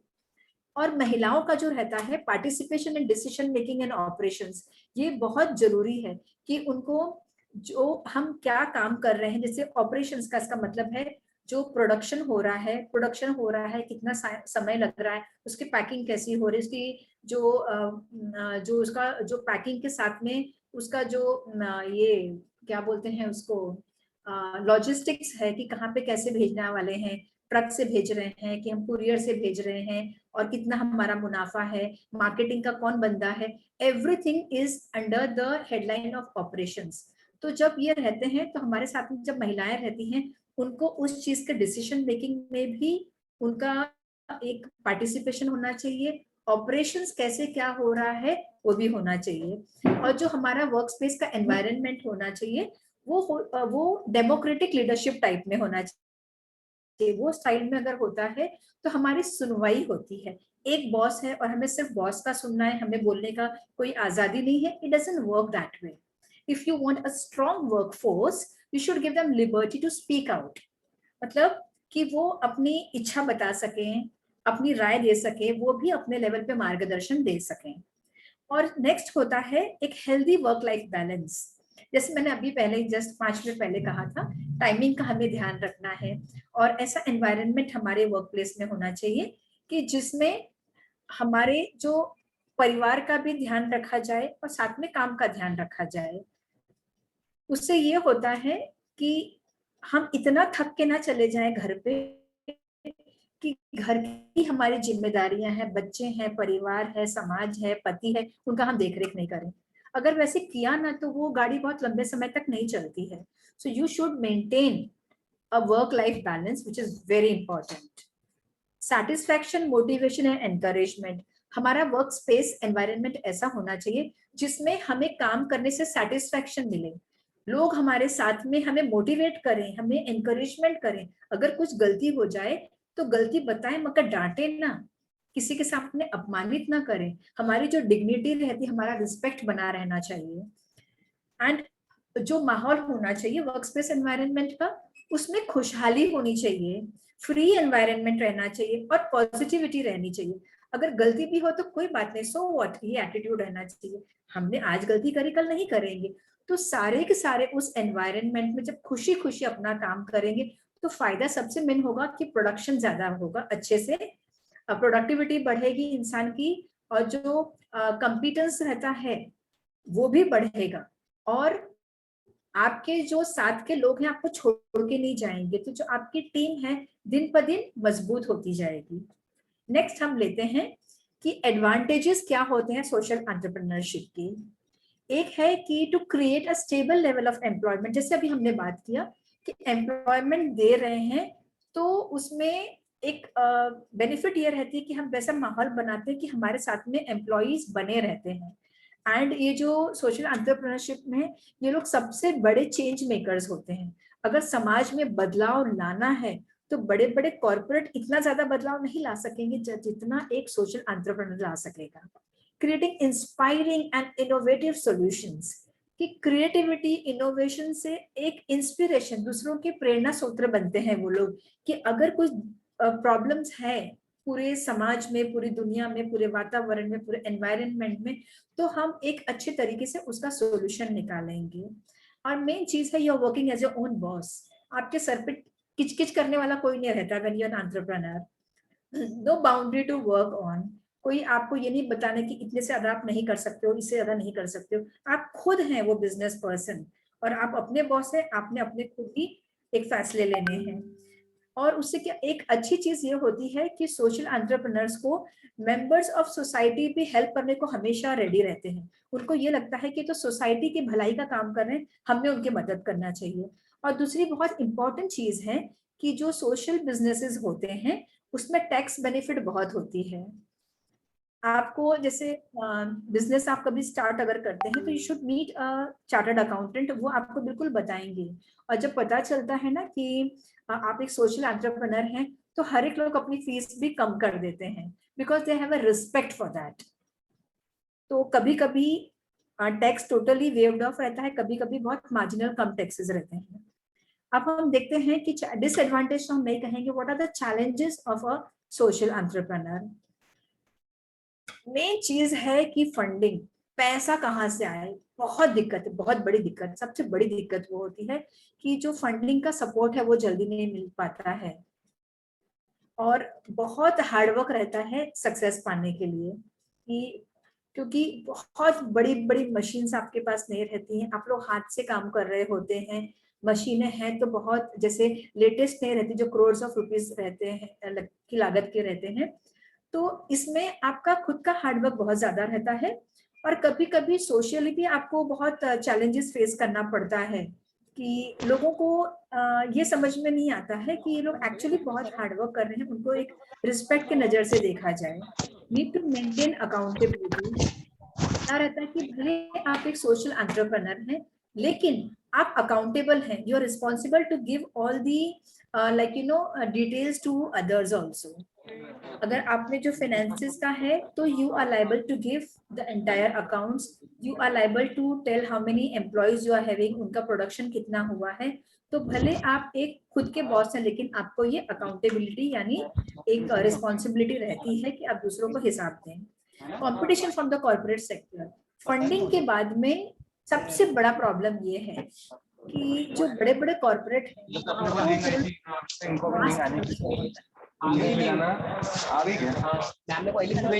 Abdul Saqib, if you could please mute yourself. Abdul Saqib please अपने आप को म्यूट कर दीजिए, दूसरों को डिस्टर्ब हो रहा है। करो 150 रुपए का, यहाँ पे भी भरना पड़ेगा, वहाँ पे भी फॉर्म भरो 150 रुपए देके वो सबमिट करो। हुआ? हाँ। थैंक यू अब्दुल जी। तो जो कॉर्पोरेट्स रहते हैं ना, उनके पास लाखों करोड़ों रुपए की मशीन्स रहती है और उनके पास कम लागत में, क्योंकि मास प्रोडक्शन कर रहे हैं, लाखों लाखों यूनिट्स रोज निकलती है, प्रोडक्ट यूनिट्स यानी प्रोडक्ट्स, तो उनका क्या रहता है कि कॉस्ट कम हो जाता है मास प्रोडक्शन की वजह से। और जो सोशल एंटरप्रेन्योर्स रहते हैं उनको गिवन जितनी भी फैसिलिटीज है, लिमिटेड फंड्स है, उसमें ही उनको काम करना रहता है। तो होता ये है कि कॉस्ट बढ़ जाता रहता है। तो हर बार उनके जो कंपटीशन है बड़े बड़े कॉर्पोरेट से रहते हैं, उनकी लॉजिस्टिक्स इतनी स्ट्रांग नहीं रहती है, उनके पास लेटेस्ट एमेनिटीज नहीं रहती है, और उनके पास जो कॉस्ट है वो भी बहुत कम में रहता है। तो उनके पास कंपटीशन कॉर्पोरेट सेक्टर से रहता है। तो ये एक बहुत बड़ा चैलेंज है सोशल एंटरप्रेन्योरशिप में। और वो लोग पैसे कैसे बनाते हैं? पैसा वो लोग भी बनाते हैं, सिर्फ नाम जो रहता है सरप्लस रहता है। अगर पैसे नहीं बनाएंगे तो उन लोगों के पास जितने एम्प्लॉयज हैं जो एम्प्लॉयमेंट दे रहे हैं, या तो किसी को एजुकेशन दे रहे हैं, किसी का पैसा देकर मेहनत मतलब कर रहे हैं, अलग अलग मॉडल्स होते हैं, उसके जरिए ये लोग काम करते हैं। कुछ कोऑपरेटिव मॉडल्स रहते हैं, कुछ लोग खुद काम करते हैं, कुछ लोग जो रहते हैं दूसरों को जमा करते हैं, खुद लोग, उनका मॉडल रहता है ट्रेडिंग का, कि वो लोग ने आर्टिसंस जो रहते हैं उनके पास से मटेरियल ले लिया है, प्रोडक्ट्स ले लिया, उन्होंने बेच दिया है, उसके एवज में उनको पैसा दे देते हैं। तो these are the different models. और जो दूसरा एक पैसा रहता है फंड्स और डोनेशन देते हैं सोशल एंटरप्रेन्योर्स को। Excuse me, ma'am. Host kindly mute the others, please. Soumya Gohane. So this is the way social entrepreneurs can also make money. और अब है ना, हम बात करेंगे बहुत सारे एग्जाम्पल्स, बहुत सारी स्टोरीज जो रूरल इंडिया में है। मैं बात करना चाहूंगी सोबिता तामुली, जो हैं आंध्र प्रदेश की। उन्होंने ऑर्गेनिक मैन्योर का स्टार्ट किया है, और कुछ कुछ महिलाओं को लेकर उन्होंने किया, जो मिट्टी भी अवेलेबल थी, और उन्होंने केला के छिलके वगैरह का भी यूज किया, लीव से यूज किया है, और जो काउ डंग मिलता था, ऐसे बहुत सारी चीजें ऑर्गेनिक जो ऑलरेडी अवेलेबल थी उसको किया, और फिर पैसा बनाया। उनको देख के जो पहले सब लोग रेजिस्ट कर रहे थे, अगेंस्ट में थे, और भी महिलाओं को जब लगा कि भाई हम बेच सकते हैं और हम मेहनत से पैसा उपजा रहे हैं, now she has got a big work force and they are earning fabulously. ये है Gunavati Chandrasekharan. She is best in quilling art. Quilling art वो होता है जो रद्दी कागज, कलर्ड कागज से उसको लपेट लपेट के क्विलिंग करके प्रोडक्ट्स बनते हैं। She is a lady when she was 2 years old, उनको एक पोलियो का अटैक आया था, and she got married only at the age of 16 because her parents thought कि अगर अच्छा रिश्ता है तो चलो हम इनकी शादी कर दें। But then she realise that she had to do something more in life. उन्होंने रद्दी कागज से क्विलिंग स्टार्ट किया, और आप जो देख रहे हैं इतनी बढ़िया बढ़िया पूरा आर्टवर्क उन्होंने किया है। इन्होंने ये सिखाया, उनके पास बहुत बड़ा वर्कफोर्स है। अपने गांव में उन्होंने सैकड़ों सैकड़ों महिलाओं को जॉब दिया हुआ है। ये बेचा जाता है, ये एक्सपोर्ट किया जाता है, और इनको यूनाइटेड नेशंस में बुला के इनका फेलिसिटेशन हुआ है। अनीता देवी, जिनको कहा जाता है मशरूम लेडी ऑफ बिहार, भी बहुत सारे लोगों ने उनके गांव के हैं, उन्होंने अगेंस्ट में गए कि एक महिला कैसे करेगी बिजनेस, लेकिन उन्होंने भी हिम्मत नहीं हारी, और मशरूम्स को उन्होंने डेवलप किया, और कई महिलाओं को उन्होंने लिया, और आज पूरे बिहार में she is famous. Of course as a mushroom lady तो पूरे इंडिया में क्या, फॉरेन कंट्रीज में भी है, लेकिन उनकी वजह से बिहार में सैकड़ों नहीं हजारों महिलाओं को मशरूम्स कैसे उगाया जाता है घर के ही कंडीशंस में, उनको लाभ मिला है और एम्प्लॉयमेंट मिली है। Now these are the 10 women milk producers in Gujarat, highest हैं, और सारे के सारे लखपति महिलाएं हैं। और इनको टॉप कौन कर रही है मालूम है? This is the statistics by mister Singh, क्या इनका नाम है, Sodhi, he is the CEO of Amul company. उनके हिसाब से कि साल 2019 और 20 में ये 10 की 10 सिर्फ दूध बेच के ये लोग लखपति बनी है। इनके टॉपर पता है कौन है? मैं बताती हूँ, नवलबेन चौधरी ये टॉपर है। इनकी कहानी मैं शॉर्ट में आपको बताऊंगी कि इनके पास जितनी भी भैंस वगैरह हैं तो उनसे वो दूध निकालती हैं और बहुत सारी महिलाओं को उन्होंने एम्प्लॉयमेंट भी दिया है। और पिछले साल 2020 में उन्होंने 1,10,00,000 रुपए का दूध बेचा है अमूल कंपनी में, जो इन्होंने आज तक का रिकॉर्ड बनाया है। और पूरे इंडिया में इनके इतना अमीर दूध वाली कोई नहीं है। और इनकी खुद की महीने की आमदनी है 3.5 लाख रुपया, जस्ट पूरे खर्चे निकाल के नेट उनका जो प्रॉफिट है 3.5 लाख रुपीस। और वो खुद एक इंटरव्यू में उन्होंने कहा कि मेरे 2 बेटे हैं, शहर में नौकरी करते हैं और दोनों जन के मिला के भी इतना नहीं होता जितना मैं यहाँ पे कमा रही हूँ। तो she is a big source of inspiration for all the ladies in India in the rural region, कि दूध से भी हम कितना कमा सकते हैं। ये है गोदावरी सातपुते जी, जो उन्होंने 80 लोगों को एम्प्लॉयमेंट दिया है। और सिर्फ 32 साल 31 साल की उम्र में उनको ऐसा लगा कि कुछ करना चाहिए, क्योंकि उनके पति ने नौकरी खो दी थी और घर में खाना खाने के भी वांदे हो गए थे। तो उन्होंने सोचा, उन्होंने वो कुछ शायद एक एडवर्टीजमेंट भी कुछ देख रही थी कि शायद आई एम सॉरी वो मेले में गई थी, तो उनको ये कंदील दिखी, तो उनको लगा कि ये चीज तो मैं कर सकती हूँ। तो उन्होंने और लोगों की मदद से कंदील का बिजनेस स्टार्ट किया और गोदावरी आकाश कंदील के नाम से आज वो फेमस है। और वो 1 साल का 30 लाख रुपया कमा रही हैं और साथ ही साथ में बहुत लोगों को एम्प्लॉयमेंट भी दे रही हैं।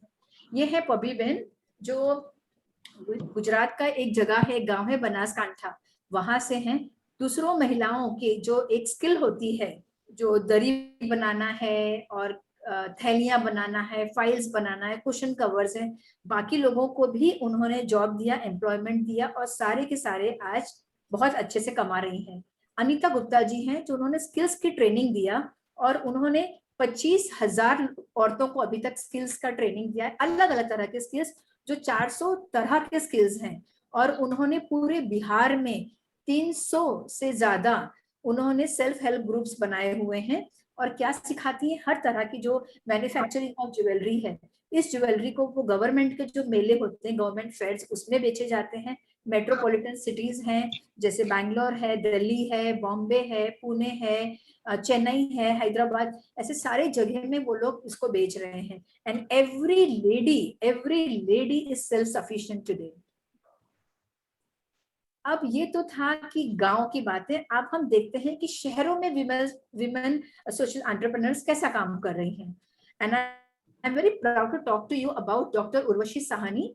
She is the president and CEO of Study Hall Education Foundation, उन्होंने ट्रेनिंग देकर 1 lakh, not 1 or 2 but 1 lakh teachers को उन्होंने ट्रेनिंग दिलवा के उनका जो पूरा काया पलट किया है, और वो ताकि अच्छी टीचर्स बन सके। और 50 मिलियन यानी 500 लाख बच्चों में परिवर्तन लेकर आई हैं और उनका बहुत अच्छा काम चल रहा है। Every nook and corner of India she is doing her work very well in the area of education. उनका कहना है कि कोई भी बच्चा अनपढ़ ना रह जाए, because right to education is everyone's inborn birth right. ये है जयपुर रक्स फाउंडेशन में स्किल्ड आर्टिसंस। ये लोग भी पूरे गांव की महिलाओं के जो स्किल्स का इस्तेमाल करते हुए बहुत सारे प्रोडक्ट्स बनाते हैं, बैग्स हैं, फिर ये भी दरीज बनाते हैं, जो कपड़ों की कारीगरी होती है।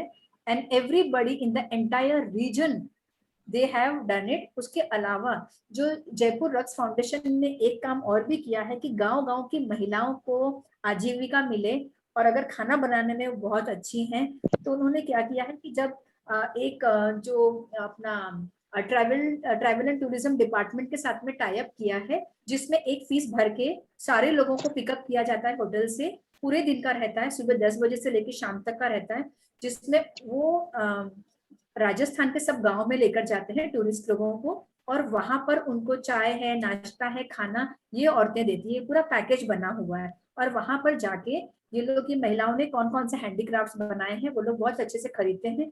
तो not only that they are selling to the government fairs or the foreign countries, but also to the tourists who come to their villages, and they also serve food. और जो पैकेज का पूरा की पूरा जो ये जयपुर रक्स फाउंडेशन है वो इन महिलाओं को पूरा पैसा दिया जाता है. आशीष पिंकी महेश्वरी, उनका जो कंपनी का नाम है सरप्राइज समवन. ये हर जगह में पेपर बैग्स करवाती हैं and all the malls and other places these are sold. और ये बहुत सारे लोगों को इन्होंने अपॉर्चुनिटी दिया है टू बी सेल्फ एम्प्लॉयड. ये है अदिति गुप्ता. इनके बारे में मैं आपको बताऊंगी कि ये मेंस्ट्रुपीडिया करके एक कॉमिक उन्होंने स्टार्ट करी है, कॉमिक बुक, जिसमें उन्होंने पहले ये पाया था and she is working with को फाउंडर हर हस्बैंड, जिन्होंने उनको सिर्फ 22 साल की उम्र में उनको बहुत सपोर्ट किया. उन्होंने देखा कि जो जैसे पीरियड्स में आ जाती हैं लड़कियां तो उनको बहुत दिक्कतें हैं, उनको प्रॉपर जानकारी नहीं है, उनको गलत गलत बातें बताई जाती है, ये मत करो वो मत करो या तो वो हो जाएगा. से तमाम सी बातों से वो परेशान हो गई थी कि कैसे ये किया जाए, कैसे एक सही तरीके से लोगों को बताया जाए.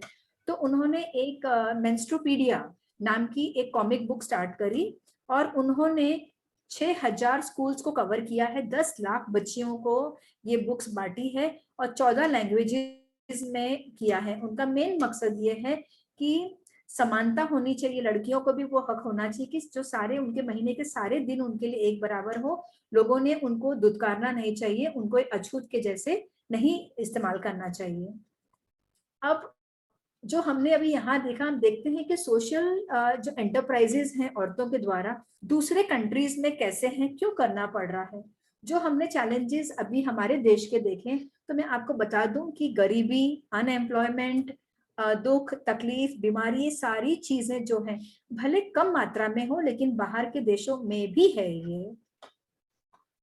अब ये इस्तांबुल जो टर्की में है वहां पे उन्होंने क्या किया है कि जितनी औरतें हैं उनको इयररिंग्स वगैरह ज्वेलरी के इसमें किया. उन्होंने अपना टैगलाइन किया है, क्योंकि ये इस्तांबुल टर्की की बात है, drop earrings and not bombs, ये इनका टैगलाइन है.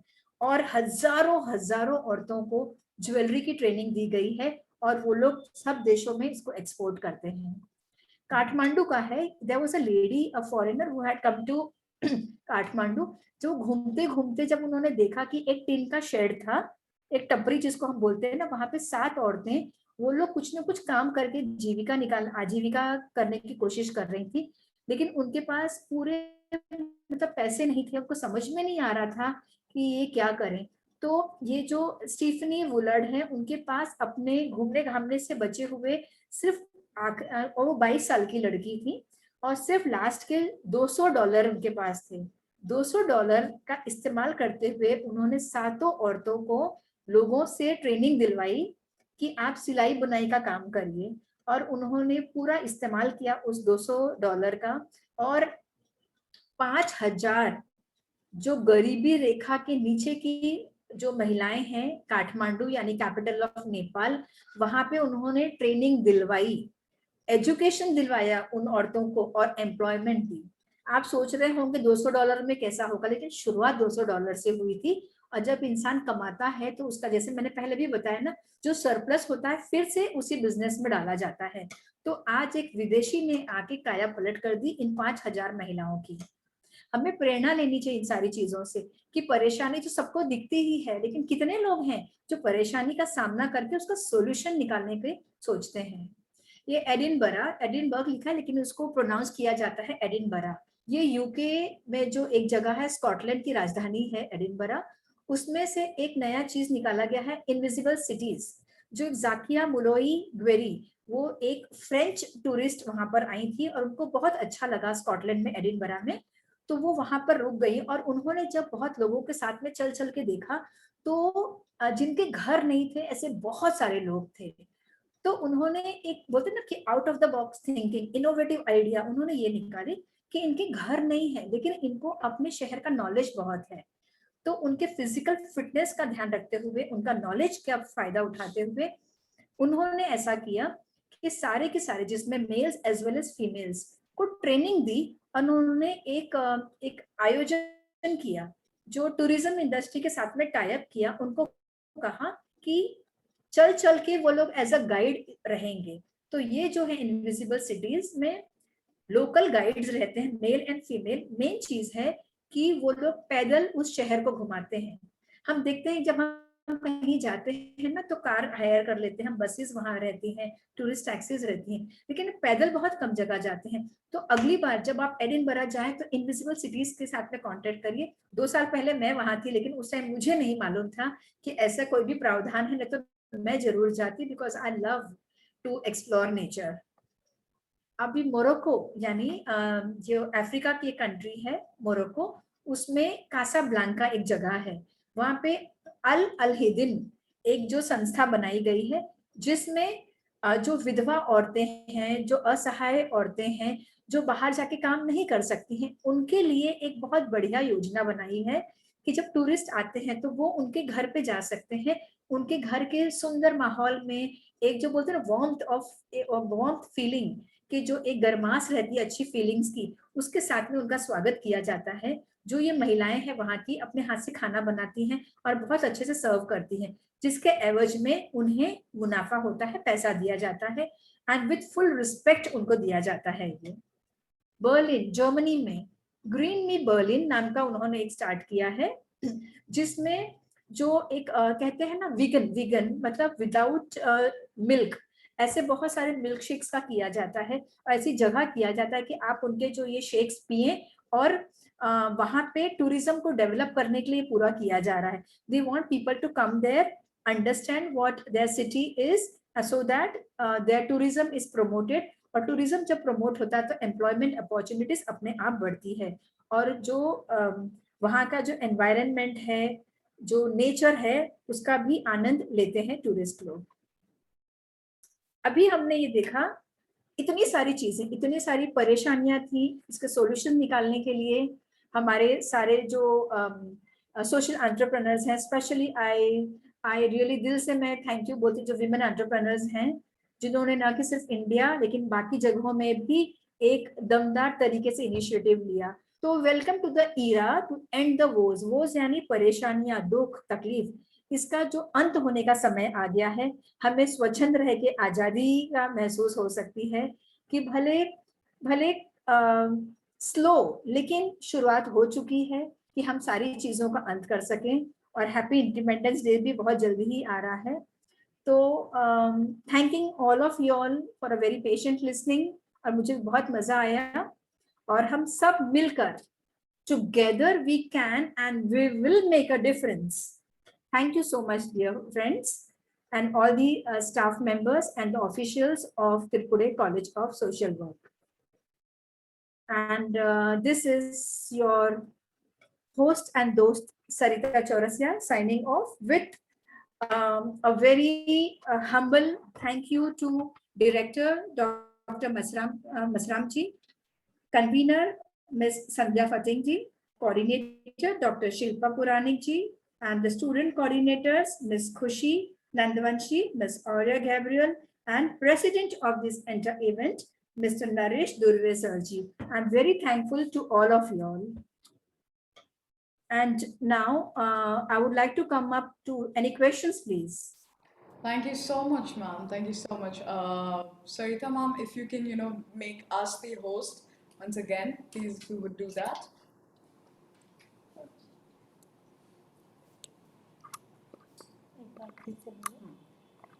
Ma'am, am I audible to you? Yes, you are. If you could make us the host, yes, I guess you Oh, are. yes, yes, yes. Oh, yes, please. You are the host. Yes, yes. Thank you so much. I mean, this was spot on. ये इतना ज़्यादा insightful रहा है सरिता ma'am हमारे लिए, and not just insightful, ये बहुत inspiring रहा है हमारे लिए. Like information without inspiration, I think वो कहीं ना कहीं abstract बिखर जाती है. But to see you, I mean like you as a social entrepreneur yourself, हम ये देखते पाते हैं कि आपको देखकर आपका एक्साइटमेंट, आपका एनर्जी देखकर, it's like an inspiration for us youngsters to get in the field, explore the field, know more about and learn about the field. That's like the biggest part. So thank you so much for not just being a resource person aaj ke liye, but also being an inspiration. Thank you so much for that. And moving ahead with this closing ceremony, I would like, if अगर किसी के पास कोई questions होंगे, है ना, तो अगर कोई student हमारे से जुड़ना चाहते हैं, वो खुद को unmute कर सकते हैं, but अगर आपके पास And कोई also question- if they could on their camera so that I could see the lovely faces of my participants today. Absolutely, absolutely. If students are there and like if they can, switch on their cameras so that ma'am उनके साथ थोड़ा interact कर पाए, that would be really nice. हमारे तरफ से भी एक initiation होना चाहिए. I really don't want to take out names, but अगर it would be really nice अगर आप लोग अपने camera switch on करें, या अगर आप लोग comfortable नहीं है, तो you can just unmute yourself and ask for questions. Ma'am, I mean, like, till the point that students are coming up with their own questions, we have got one with, like, right by my side, that is Khushi Nandavanchi, the LR for BSW. And I would really like to, turn the camera and mic to her. Yes. Hello, ma'am. Thank you for your information. It was very inspiring. Ma'am, I would like to ask question. It is related to something called women empowerment. Ma'am, I would like to ask, we all know what is the situation of women in judiciary and legislative bodies. We know our country have half of the population women, but still we can find out that in parliament house or in legislative bodies we are lack of women, and even hardly we have 2 to 3 chief ministerial as women. So how we can come up with this problem, and how we can means inspire women to come up in social life? Yes, thank you, ma'am. Your name is Khushi, right? Yes, ma'am. Khushi, the thing is that government has never prohibited for women not coming up into politics or they not becoming chief ministers. Government has not that. You know that this is democracy. It Yes. is government of the people, by the people, and for the people. So it is up to them whether they are being elected and selected or not over there. And politics, I'll tell you, Khushi, it's a very dirty game. People, those who are good at heart, and the social, concerned people, the people who are concerned for the society, they also want to go there. But the politics such a dirty game that till you do not, I would not like to use those words, but if you are very clean, you cannot reach the top very easily. Very easily, you cannot reach. So in judiciary also the same thing is there, but the number of women I feel in the judiciary are more than in the politics. And government has allowed women even in the villages, the rural areas, and they encourage them to come up. But what happens is the people who are already strong, they're having strong hold in politics over there, they promote their own family women to come up and take up that place. And the hidden agenda is well known by all of us. Yeah. Yes, ma'am. Thank you so much. Welcome, dear. Thank you so much, Khushi. I mean, that was a very, good question that you had. बाकी के students को ये दरख्वास्त है कि आप अपने अपने जो क्वेश्चंस है वो सिर्फ अंग्रेजी में ही नहीं, आप हिंदी और मराठी में भी पूछ सकते हैं. जब तक आप अपने क्वेश्चंस के साथ हमारे पास आते हैं, तब तक मैम हमारा एक क्वेश्चन था. हमने वुमेन एंटरप्रेन्योर्स बहुत बार देखे हैं, एग्जाम्पल्स देखे हैं, एक प्लेटफॉर्म पर देखा है. हमने हमेशा सक्सेस स्टोरीज के बारे में बहुत सुना है, राइट? बट कहीं ना कहीं उस सक्सेस स्टोरी के पीछे एक बहुत लंबा एक प्रोसेस होता है, एक स्ट्रगल होता है, right? From their own thought process. हर इंसान को एंटरप्रेन्योरियल लाइफ या एंटरप्रेन्योरियल प्रोसेस में एक बहुत स्ट्रॉन्ग माइंडसेट की ज़रूरत होती है. क्या is it safe to say that? Because Absolutely.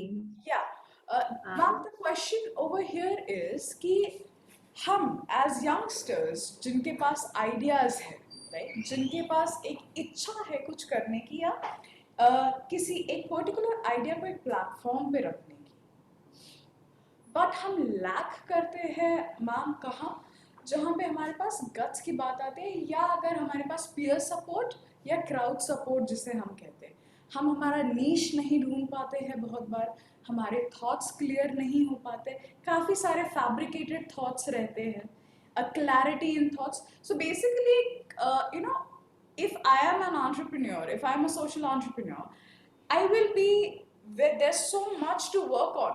There is so much to work on. And I will be confused in a lot of sectors कि मैं क्या पकड़ूं और उस चीज़ को am I be, you know, will I be able to make justification to that? Whatever efforts I am putting, क्या am I that strong कि मैं इस लड़ाई तक with intention end कर पाऊँ या आगे चल पाऊँ या मुझसे किसी को बेनिफिशियरी जो एक माइंडसेट है, क्या एक्चुअली मैं उसको बेनिफिशियरी माइंडसेट पे ले सकती हूँ? सो that self question, that self realization, एक जो self implication है, उसके बारे में अगर मैम आप कुछ बताएंगे हमें, that'll be amazing. Thank you aura for asking this question. ऐसा है कि जो गट्स की बात आती है, ये एक स्वभाव की बात रहती है. What was your environment where you have been nurtured, because there are people those who have the guts, they have the inclination to do a particular thing, they know the who and how and all those things also. Lekin if they are in the environment where they have always been like you know like they have been not encouraged, तो वो guts दिख नहीं पाता है. करने की इच्छा बहुत रहेगी लेकिन वो लोग नहीं कर पाते हैं. तो ये एक अपना एक स्वभाव की भी बात रहती है. Second, sometimes they can not get the guts because उनको पूरा इंफॉर्मेशन नहीं रहता है. दे डोंट नो कि कैसे करना है, कहाँ से शुरुआत करनी है. तो अगर एक अवेयरनेस आ जाती है तो गट्स अपने आप आ जाता है. There are so many organisations, I talk to you about this thing MSME, कि वहां पर है, if females just go over there and they say कि हमें ये करना है, they give the training also, they tell all the nitty gritty कि आपको फर्स्ट स्टेप कैसे करना है, उसके बाद में क्या करना है. और जो कुछ चीजें जो हमारे स्वभाव की रहती है कि yes we should have the skill sets, जो मैंने बताया अभी आज के प्रेजेंटेशन में, अगर if we have the skill sets in us, we have the internal guts, and if our nurturing was very good, we have been given the liberty to speak up what we want to and how we would want to do a thing. तो जो technical चीजें हैं plus जो advice है, जो awareness है, it is available, and government today they want people to come forth. I'll tell you that they also provide things कि भाई अगर आपने कुछ बनाया है products, they do the marketing for you. There are government fairs where you can go to different cities or even for that thing countries also, and they pay for your to and fro also, your stay also. There are of course conditions do apply, but so much of facility is there. But the internal thing of guts should come from within you. External चीजें आप imbibe करिए and show the guts. Absolutely, ma'am. Thank you so much for that, you know, like that one boost. You know, like I believe that काफ़ी सारे अभी जो crowd है हमारे साथ from BSW1 to MSW2, हमारे पास बहुत सारे, we will have, you know, like upcoming role models और upcoming personalities जो बिल्कुल ये इस बात को अपने इस ख्याल को अपने जहन में रखेंगे और इस चीज़ के साथ आगे काम करेंगे. Ma'am, coming to the point, जब हम एक करियर का बात करते हैं, राइट, इन सोशल सेक्टर हमारे पास एक बहुत बड़ा स्पेक्ट्रम है. हमारे पास we are under a very big rainbow cloud when it comes to social sector कि हमें करना क्या है. So, you being into brain mapping solutions, you being the director of that place, could you please tell us a little more about that? How does brain mapping help us in, you know, determining what kind of career, or how does it work? Could you just, you know, like tell us about that? Thank you, Aura. Brain mapping, actually, it is a multiple intelligence analysis. It is like I'll tell you in short, okay, we have a brain, and we know that brain is the control center of all the activities which we do in our life. Excuse me, ma'am. I'm very sorry to interrupt you. I'm very sorry to interrupt you. Yes. Ma'am, can you please, can we notch down to Hindi so that everybody can understand this? No problem. I switch on to Hindi, I am so sorry. Sorry दोस्तों, मैं बह गई थी, मैं फिर से हिंदी में बात करूंगी आपसे। वो ये कि जैसे औरा गैब्रियल ने एक प्रश्न किया है कि ब्रेन मैपिंग के जरिए हम अपने करियर और बाकी चीजें कैसे चुनाव कर सकते हैं। तो मैं आपको बता दूं कि ये जो ब्रेन मैपिंग है वो एक टेस्ट है, एक एनालिसिस है, जिससे हम जो भी एक्टिविटी लाइफ में कर रहे हैं, कोई भी activity, you just think about it and the solution is there. तो वो सारे एक्टिविटी जो हम करते हैं, हंसना, बोलना, सोचना, सोना, मारना और गेम्स खेलना, पढ़ाई करना, याद रखना, शादी करना, लाइफ एंजॉय करना, एवरीथिंग, मेडिसिन के अलावा कुछ भी चीज आप सोच सकते हैं, वो सारी चीजें इस टेस्ट के जरिए पता चलती है। अब वो होता कैसे है, ये टेस्ट कैसे ली जाती है? One thing will have to understand that all our activities is controlled by the brain. जो जैसी कंप्यूटर का जो मेन चीज पार्ट होता है सीपीयू होता है, तो वैसे हमारे शरीर का सीपीयू हमारा ब्रेन है। और ब्रेन जो है 5 भागों में बटा हुआ है। हर भाग की एक जिम्मेदारी है कि वो किसी न किसी एक एक्टिविटी या तो एक्शन का कंट्रोल करता है। और हमारे ये जो 5 पार्ट्स हैं ब्रेन के, वो राइट और left, we all know that we have a right part of the brain and the left part. तो ये जो 5 पार्ट्स हमारे ब्रेन के बट जाते हैं राइट लेफ्ट में, तो 10 हो जाते हैं। अब होता ये है कि ये 10 की अलग रिस्पॉन्सिबिलिटीज रहती है। और ये कब डेवलप होते हैं ब्रेन? जब हम अपनी माँ के गर्भ में रहते हैं। तो जब हमारी मम्मी प्रेग्नेंट रहती, तो उनकी प्रेगनेंसी के 13वें से लेकर 19वें हफ्ते के बीच में हमारा ब्रेन डेवलप होता है। और जब ब्रेन डेवलप हो रहा होता है, तो उसी पल, उसी क्षण, दैट वेरी मोमेंट, उसमें जो रिजेस हो रही हैं, लकीरें पड़ रही हैं, उसी क्षण हमारी फिंगर्स और हमारी स्किन में भी लकीरें पड़ रही होती हैं। अब लकीरें तो पूरे शरीर में है, लेकिन वो उम्र के साथ में चेंज होती है। लेकिन हमारी फिंगर टिप्स में जो लकीरें हैं, वो कभी भी, जब तक हम जिंदा हैं, वो कभी चेंज नहीं होती हैं। और मजे की बात है कि वो हमारी ब्रेन के पार्ट्स के एक रेप्लिका है। रेप्लिका यानी सेम टू सेम। तो जो लकीरें हमारे ब्रेन में, सेम लकीरें हमारे फिंगर टिप्स में रहती हैं। तो जब हम पैदा हो जाते हैं, तो 1.5-2 साल के बाद में, किसी भी उम्र में, फिर आप 25 के हैं, 50 के हैं, 4 साल के हैं या 80 साल के, उम्र के किसी भी पड़ाव में अगर हम अपने फिंगर टिप्स को स्कैन करते हैं, तो ब्रेन के हर हिस्से में कितनी इंटेलिजेंस है, कितना पोटेंशियल है, कितनी कैपेसिटी, कितनी कैपेबिलिटी, हर एक क्षेत्र में वो हमें बिल्कुल हमारी रिपोर्ट में आ जाता है। एक विचार मन में आता है कि क्या ये पामिस्ट्री है, क्या ये प्रिडिक्शन है, भविष्यवाणी है? तो दोस्तों मैं आपको बता दूं, ऐसा कुछ नहीं है। This is pure science, pure science. ये हमारे डीएनए, हमारे जो रहते हैं ना जीन्स, क्रोमोसोम्स के जरिए एम्ब्रायोलॉजी के ऊपर डिपेंड है, पूरा साइंटिफिक है। और इसकी जो रिपोर्ट, जो रिजल्ट आता है, it is very very accurate. मतलब सभी लोग बोलते हैं 95% तक एक्यूरेट रिजल्ट आता है। तो उसमें से फिंगरप्रिंट्स लेते हैं, then scientifically it is analysed और रिपोर्ट जनरेट होती है। उसके बाद में जो सर्टिफाइड ये काउंसलर्स होते हैं हमारे जैसे, वो लोग इसका इंटरप्रिटेशन करते हैं और काउंसलिंग करते हैं, जिसके जरिए बहुत सारी चीजें मालूम पड़ती है। कुछ कुछ चीजों में बता देती हूँ क्या मालूम पड़ता है। उसमें आपको करियर कौन सा लेना है पता चल जाता है, आपका नेचर, स्वभाव कैसा है मालूम पड़ जाता है, आपके पूरी पर्सनालिटी में आपके स्ट्रेंथ और वीकनेसेस क्या है मालूम पड़ जाता है, आपके वीकनेसेस को आपके स्ट्रेंथ में कैसे कन्वर्ट करना है वो पता चल जाता है, और आपके जो इंटेलिजेंस क्वोशंट क्या है, इमोशनल क्वोशंट कैसा है। जो इमोशनल इंटेलिजेंस आज की इसमें सबसे इंपॉर्टेंट चीज है लाइफ में, अगर इस कॉम्पिटिटिव वर्ल्ड में आगे जाना है। और आपका क्रिएटिविटी क्वोशंट कितना है, जैसे सोशल एंटरप्रेन्योर क्रिएटिव होना कितना जरूरी है, तो आपका क्रिएटिविटी कितनी है आप में। और आप में एडवर्सिटी क्वोशंट कितना है। एडवर्सिटी का मतलब है कि कभी भी विपरीत परिस्थिति अगर हमारे लाइफ में आती है, उस वक्त वो तो एक सिचुएशन है, लेकिन उस सिचुएशन में हमारा ब्रेन है कैसे रिस्पॉन्ड करता है। क्या हम घबरा जाते हैं, क्या हम डिप्रेस हो जाते हैं, क्या अपने शेल में चले जाते हैं, क्या आपके डट के मुकाबला करते हैं। तो वो एडवर्सिटी क्वोशंट क्या है वो हमें पता चलता है।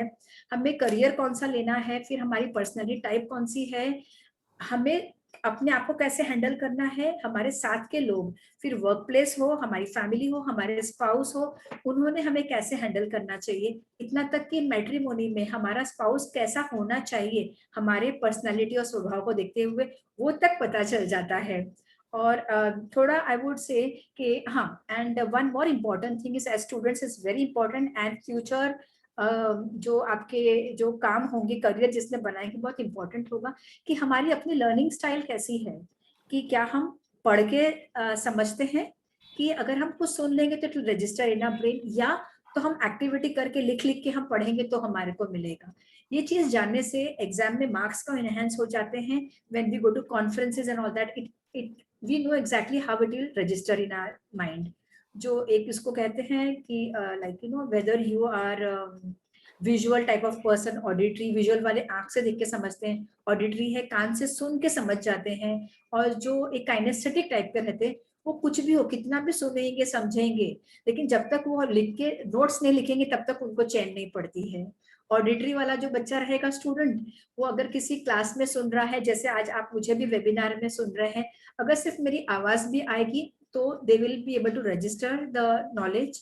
और जो विजुअल वाले रहते हैं वो लोग, जैसे मैंने प्रेजेंटेशन बताया, तो प्रेजेंटेशन को अगर एक बार देख लेते हैं, इट रजिस्टर्स, तो it enhances even in your work place to get to be successful.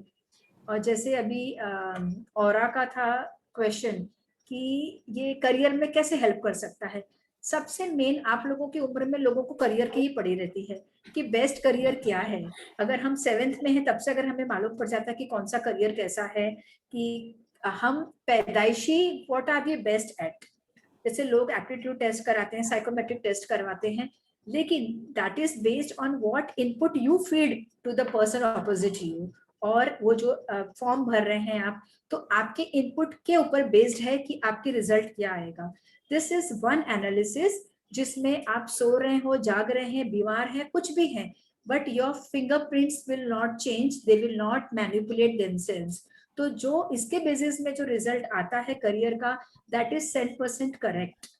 और उसमें काफी ऑप्शंस रहते हैं, बट जब काउंसलिंग होती है, आपका इंटरेस्ट को भी हम जब डिफाइन करते हैं, उसको एनालाइज करते हैं, and we make it compatible with the report, तो उसे exactly what is the best suitable career, जो 2-3 हम लोग बताते हैं, out of all the careers which are suitable for you, उसमें हम नैरो डाउन कर लेते हैं।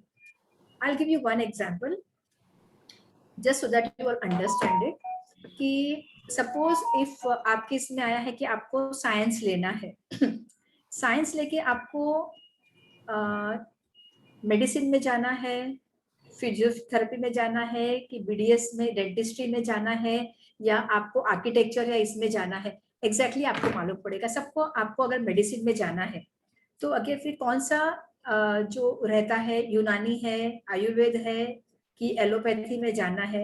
सपोज अगर एलोपैथी आता है तो आप एमबीबीएस करेंगे, तो should you go in for a PG, PG में जाएंगे तो आपको स्पेशलाइजेशन काहे में लेना है, आपको सर्जरी में लेना है, आपको जनरल फिजिशियन बनना है, कि आपको मेडिसिन में जाना है, आपको क्या कहते हैं इसमें कार्डियोलॉजी में जाना है, कि ऑप्थेल्मोलॉजी में जाना है। सपोज आगे अगर आता है कि आपको you can become a surgeon, तो whether you should become an orthopedic surgeon और you are best at ophthalmology और इन कार्डियोलॉजी, इतने तक भी, और गायनेकोलॉजी, इतना सब भी माइन्यूट तरीके से भी नैरो डाउन। तो this is very important.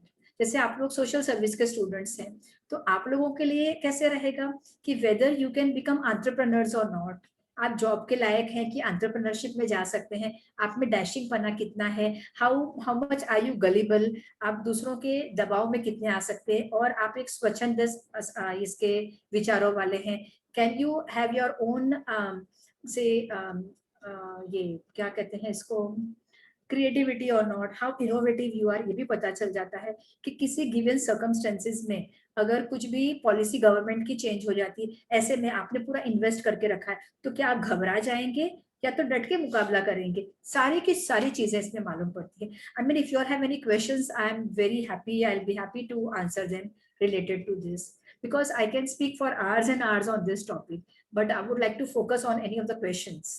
Have I answered you, Aura? Go for it, please.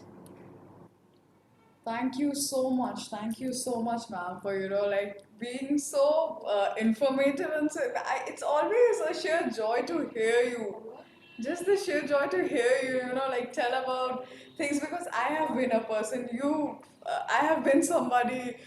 The reason that I'm here in this very field, it, like why I'm here, why I'm in this field, right? Absolutely. And I still remember you counseling me over this thing about being in the social sector or being, like related to it, being into entrepreneurial sector. Thank you so much. Thank you so much for your guidance. Ma'am, we'll be going forward with the seminar with the ending quotes and the remarks from the chairperson of the seminar, and that is Mr. Naresh Dhurve sir. Apart from that, we will also be welcoming sir with a sapling. If I can turn the camera. Yes, I please ask upon Dr. Shilpa Puranik ma'am to pass away the sapling. Sir.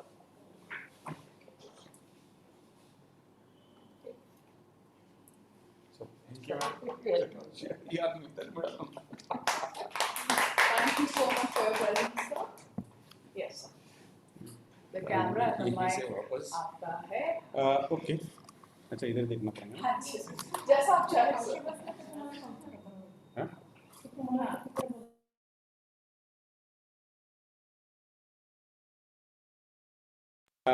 Thank you औरव और Chaurasia madam ने इतने सारे पहलुओं को cover किया कि यहाँ बात करने का या कोई पहलू ऐसे छुड़ा ही नहीं कि कुछ बात किया जाए, तो फिर भी मुझे एक थैंक यू सर। जो मौका दिया है उस मौका का सदुपयोग करने का मैं भी कोशिश करूँगा।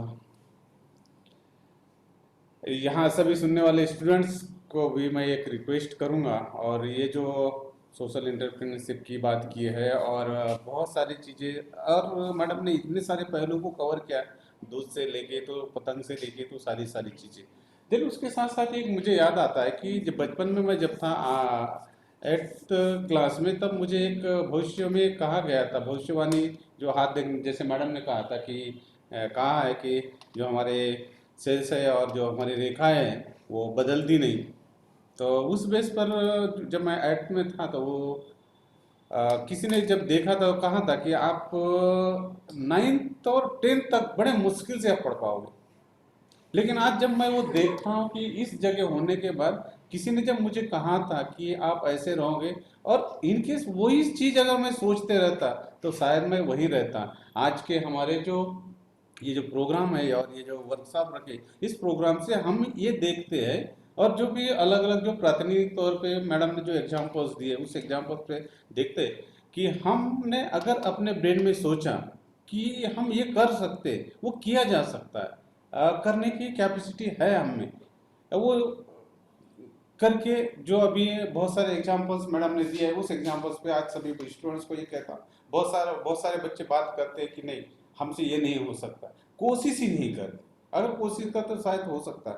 और ये देखा मैंने जब पढ़ते समय और कहीं से और भी पढ़ा कि हमारा जो 100% जो ब्रेन का जो कैपेसिटी है उस कैपेसिटी में ओनली और ओनली हम 20% हम अपने ब्रेन को यूज करते हैं, और उनमें से कुछ जो व्यक्ति हैं जो 30% तक अगर पहुंच पाते, तो जैसे कुछ जो एग्जांपल्स आपने दिए जिनका 3 लाख पर डे या पर मंथ जो इनकम है वो किया जा सकता है, तो वो है 30% यूज ऑफ ब्रेन।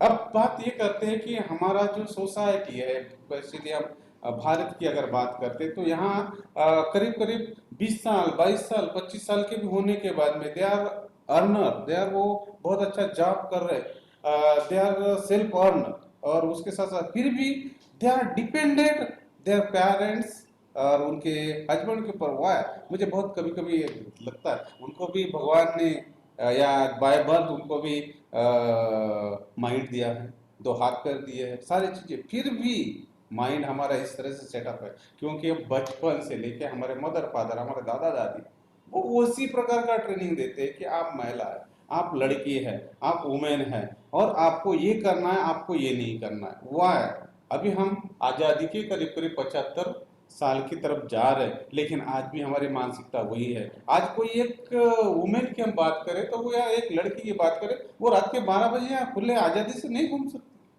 कि नहीं मैं इस देश की, आज़ाद देश की नागरिक हूँ, ये कभी वो सोच ही नहीं सकती। ठीक है, हम बात करने में, क्लासरूम में बात करने में या कहीं इसमें बात करने में बहुत आज़ादी से बात करेंगे, क्लासरूम में हम इतने जोर से चिल्लाएंगे या इतने से कोई सभा में बात करेंगे, लेकिन एक सोशल लाइफ अगर जीतते तो जो लगा है हम पे उसको मिटाना। इसीलिए मुझे एक लगता है कि बचपन से जो भी अभी आने वाले माएँ बनने वाली है या अच्छे संस्कार देने वाले, कम से कम खुद ने नहीं किया है, लेकिन कम से कम अपने जो आने वाली पीढ़ी है उनको अगर इस तरह का ट्रेनिंग देंगे, कोई डिस्क्रिमिनेशन नहीं होना चाहिए कि बॉय में या लड़के में या लड़की में, उनको दोनों को एक जैसे अगर ट्रेनिंग देते बचपन से। अब देखा जाए कि हम देखते हैं बचपन से कि नहीं, लड़का अगर है तो उसके कुछ खिलौने अलग होते, लड़की अगर है उसके खिलौने अलग है, उस तरह के। वो बच्चा रहेगा, लड़का रहेगा तो उसको कोई जीप मिलेगा, कोई बंदूक मिलेगा, लड़की रहेगी उसको कोई डॉल या उसके क्या क्या वो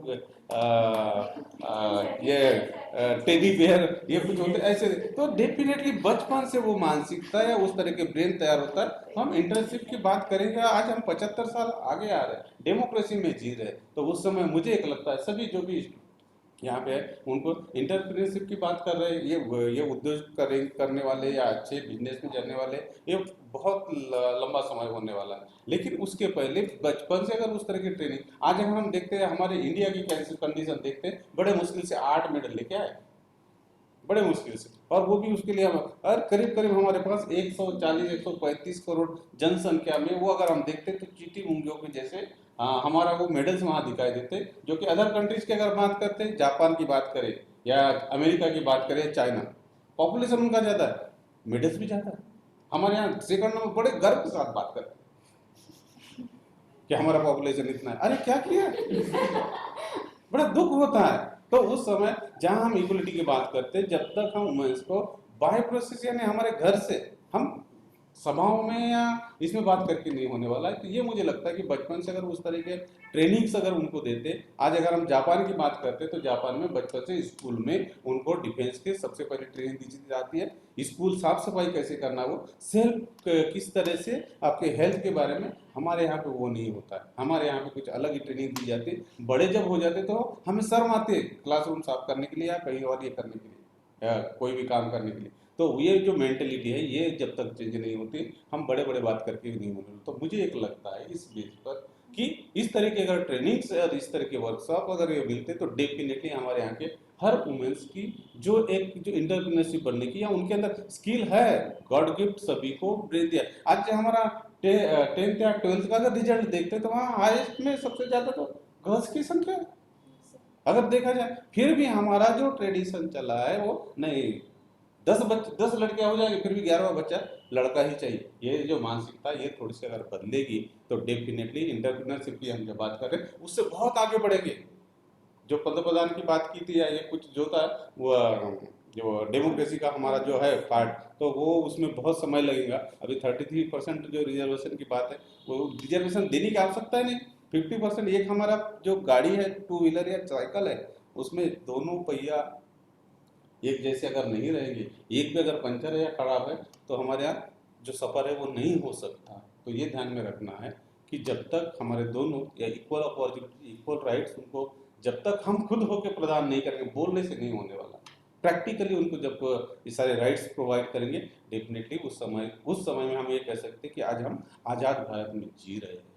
बहुत सारी चीज़ें, समय हो गया शायद आप लोगों को बात करने के लिए बहुत सारे, और वैसे क्या है हमारी आदत है लेक्चर होने के कारण 45 मिनट चलता है तो उतना मैं बोर करने वाला नहीं हूँ। ओके, तो ये प्रोग्राम में जितने भी स्टूडेंट्स और सभी सहपाठी ने जो सहभाग लिया है, पुरानी मैडम है, संध्या मैडम है, औरा है, और जो भी सभी ने डायरेक्ट इनडायरेक्ट पार्टिसिपेट किया उन सभी का धन्यवाद। और इसमें सबसे ज़्यादा अहम भूमिका हमारे जो प्राचार्य स्वाति मैडम जो आज यहाँ उपस्थित नहीं है, उनका भी मैं धन्यवाद देता हूँ क्योंकि अच्छा, तो उनका भी मैं धन्यवाद देना चाहता हूँ कि ऐसे प्रोग्राम्स के वो लिए मैडम हर बार और उन्होंने ही ये जो ऑनलाइन का जो प्रोसेस किया है जूम और ये और सभी को कंपलसरी किया है कि प्रोग्राम, ताकि स्टूडेंट्स को और बाकी के लोगों को एक अच्छा मौका मिले, अच्छे स्पीचेस मिले और अच्छा एक जो अलग अलग जो वक्ता है अलग अलग इसमें उनका मार्गदर्शन मिले। ये सारी चीज़ों को लेकर मैं अपनी वाणी को विराम देता हूँ। Thank you. Thank you so much, sir. Thank you.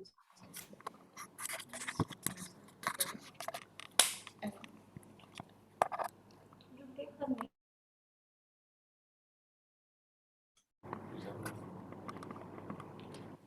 Thank you so much sir, आपने जो हमें अपना इनपुट दिया। एंड अब वक्त आता है that with permission of dignitaries हम एंड के तरफ जाए इस वेबिनार के। But an official vote of thanks, no matter हम कितना भी अभी थैंक कर ले हमारे डिग्निटरीज को जो हमारे साथ बैठे हैं, सरिता मैम आपको, या हमारे साथ ऑनलाइन जो अभी पार्टिसिपेंट्स हैं, स्पेशली स्वाति मैम आपको भी।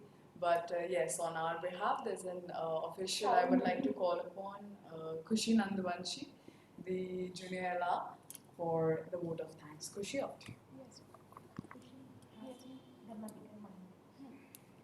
सबसे पहले मैं इस कार्यक्रम के अध्यक्ष श्री नरेश दुर्वे सर का धन्यवाद करना चाहती हूँ। सर हमेशा हमें प्रोत्साहित करते हैं और गाइड करते हैं आगे बढ़ने के लिए। इसके बाद आज की जो प्रमुख वक्ता थी सरिता चौरसिया मैम, उनको मैं धन्यवाद करती हूँ। उन्होंने किस प्रकार से महिला सशक्तिकरण का मुद्दा बहुत अच्छे से उठाया है। उन्होंने हमें कई सारे उदाहरण दिए कि किस किस फील्ड में महिलाएं काम करती हैं और पुरुषों की भी जिसमें सहभागिता रह सकती है, और एक पुरुष महिलाओं को आगे बढ़ने में किस प्रकार से प्रोत्साहित कर सकते हैं। मैम ने बहुत अच्छे से और संक्षिप्त में समझाया, और मुझे उम्मीद है कि यहाँ पे जितनी भी महिलाएं एवं पुरुष इस वेबिनार को देख रहे होंगे, उनके अंदर एक इंस्पिरेशन आई होगी, उन्हें भी लगा होगा यहाँ से आगे बढ़ते हुए कि हम किस प्रकार से इन सब एग्जाम्पल्स को लेके अपने रियल लाइफ में भी डाल सकते हैं, ला सकते हैं। क्योंकि हम देखते हैं भारत, एक आज़ाद भारत में आधी प्रतिशत पॉपुलेशन जो है, जनसंख्या है, वो महिलाओं की है। और मेरा ऐसा मानना है कि महिलाओं का हर एक, जब बोलते हैं एकेडमिक्स हो, स्पोर्ट्स हो, या हर एक सेटिंग्स, एमएनसी की सेटिंग्स हो या एमएसएमईज की सेटिंग्स हो, हर जगह महिलाओं की भागीदारी होनी चाहिए। और हम जानते हैं कि आज आर्म फोर्सेस में भी महिलाएं हैं। तो इसके अलावा महिलाओं को किस प्रकार से हम आगे बढ़ा सकते हैं, मैम ने हमारे सामने बहुत अच्छे से रखा। और thank you so much Sarita ma'am for your presence. Now I would like to thank जो हमारे वुमेन सेल के इंचार्ज है और जो आज के प्रोग्राम के कन्वीनर हैं संध्या फटिंग मैम, उनको मैं धन्यवाद करती हूँ। मैम भी हमेशा हमें प्रोत्साहित करते हैं। आज का जो प्रोग्राम है उनको मैम ने कोऑर्डिनेट भी किया। और आज के जो कोऑर्डिनेटर हैं हमारे प्रोग्राम की, डॉक्टर शिल्पा पुराणिक मैम, उनको भी मैं तहे दिल से धन्यवाद करना चाहती हूँ। मैम के साथ बैठ के हमने टॉपिक्स भी डिस्कस किए थे और मैम की हमेशा से ही हर कार्यक्रम में सहभागिता रहती है। धन्यवाद मैम। और अंत में मैं धन्यवाद करना चाहती हूँ हमारे साथ ऑनलाइन जूम माध्यम से जुड़ी हमारी प्राध्यापिका डॉक्टर स्वाति धर्माधिकारी मैम का। Thank you ma'am for your presence, it is always very good ma'am, thank you so much. और अब मैं अपने non teaching and teaching staff सबको धन्यवाद करना चाहती हूँ जो ऑनलाइन माध्यम से हमसे जुड़े रहे। और मैं जो ये टेक्निकल सपोर्ट दिया दिनेश मंडपे सर का भी मैं बहुत धन्यवाद करना चाहती हूँ। और सबसे इम्पोर्टेंट मैं धन्यवाद देना चाहूँगी सारे स्टूडेंट्स का, क्योंकि ये वेबिनार आपके बिना एक इनकम्प्लीट होता। आपने लास्ट तक, अभी मैं नंबर्स चेक करी थी, शायद 80+ है, लास्ट तक हमारे साथ जुड़े रहे सब, इसलिए सबसे ज़्यादा स्टूडेंट्स का धन्यवाद करना चाहती हूँ। और बस मैं अपने अध्यक्ष सर से पूछ के परमिशन से ये कार्यक्रम को अंत देना चाहूँगी। सर ओके, ये कार्यक्रम समाप्त हुआ ऐसा मैं जाहिर करती हूँ अध्यक्ष की परमिशन से। Okay, thank you so much. Thank you very much. Thank you very much, all of you. Thank you so much, Thank you so Sarita much, ma'am. ma'am. Really Thank appreciate you, it. dear. Thank you. Really appreciate it. धन्यवाद madam. Thank you, all of you all.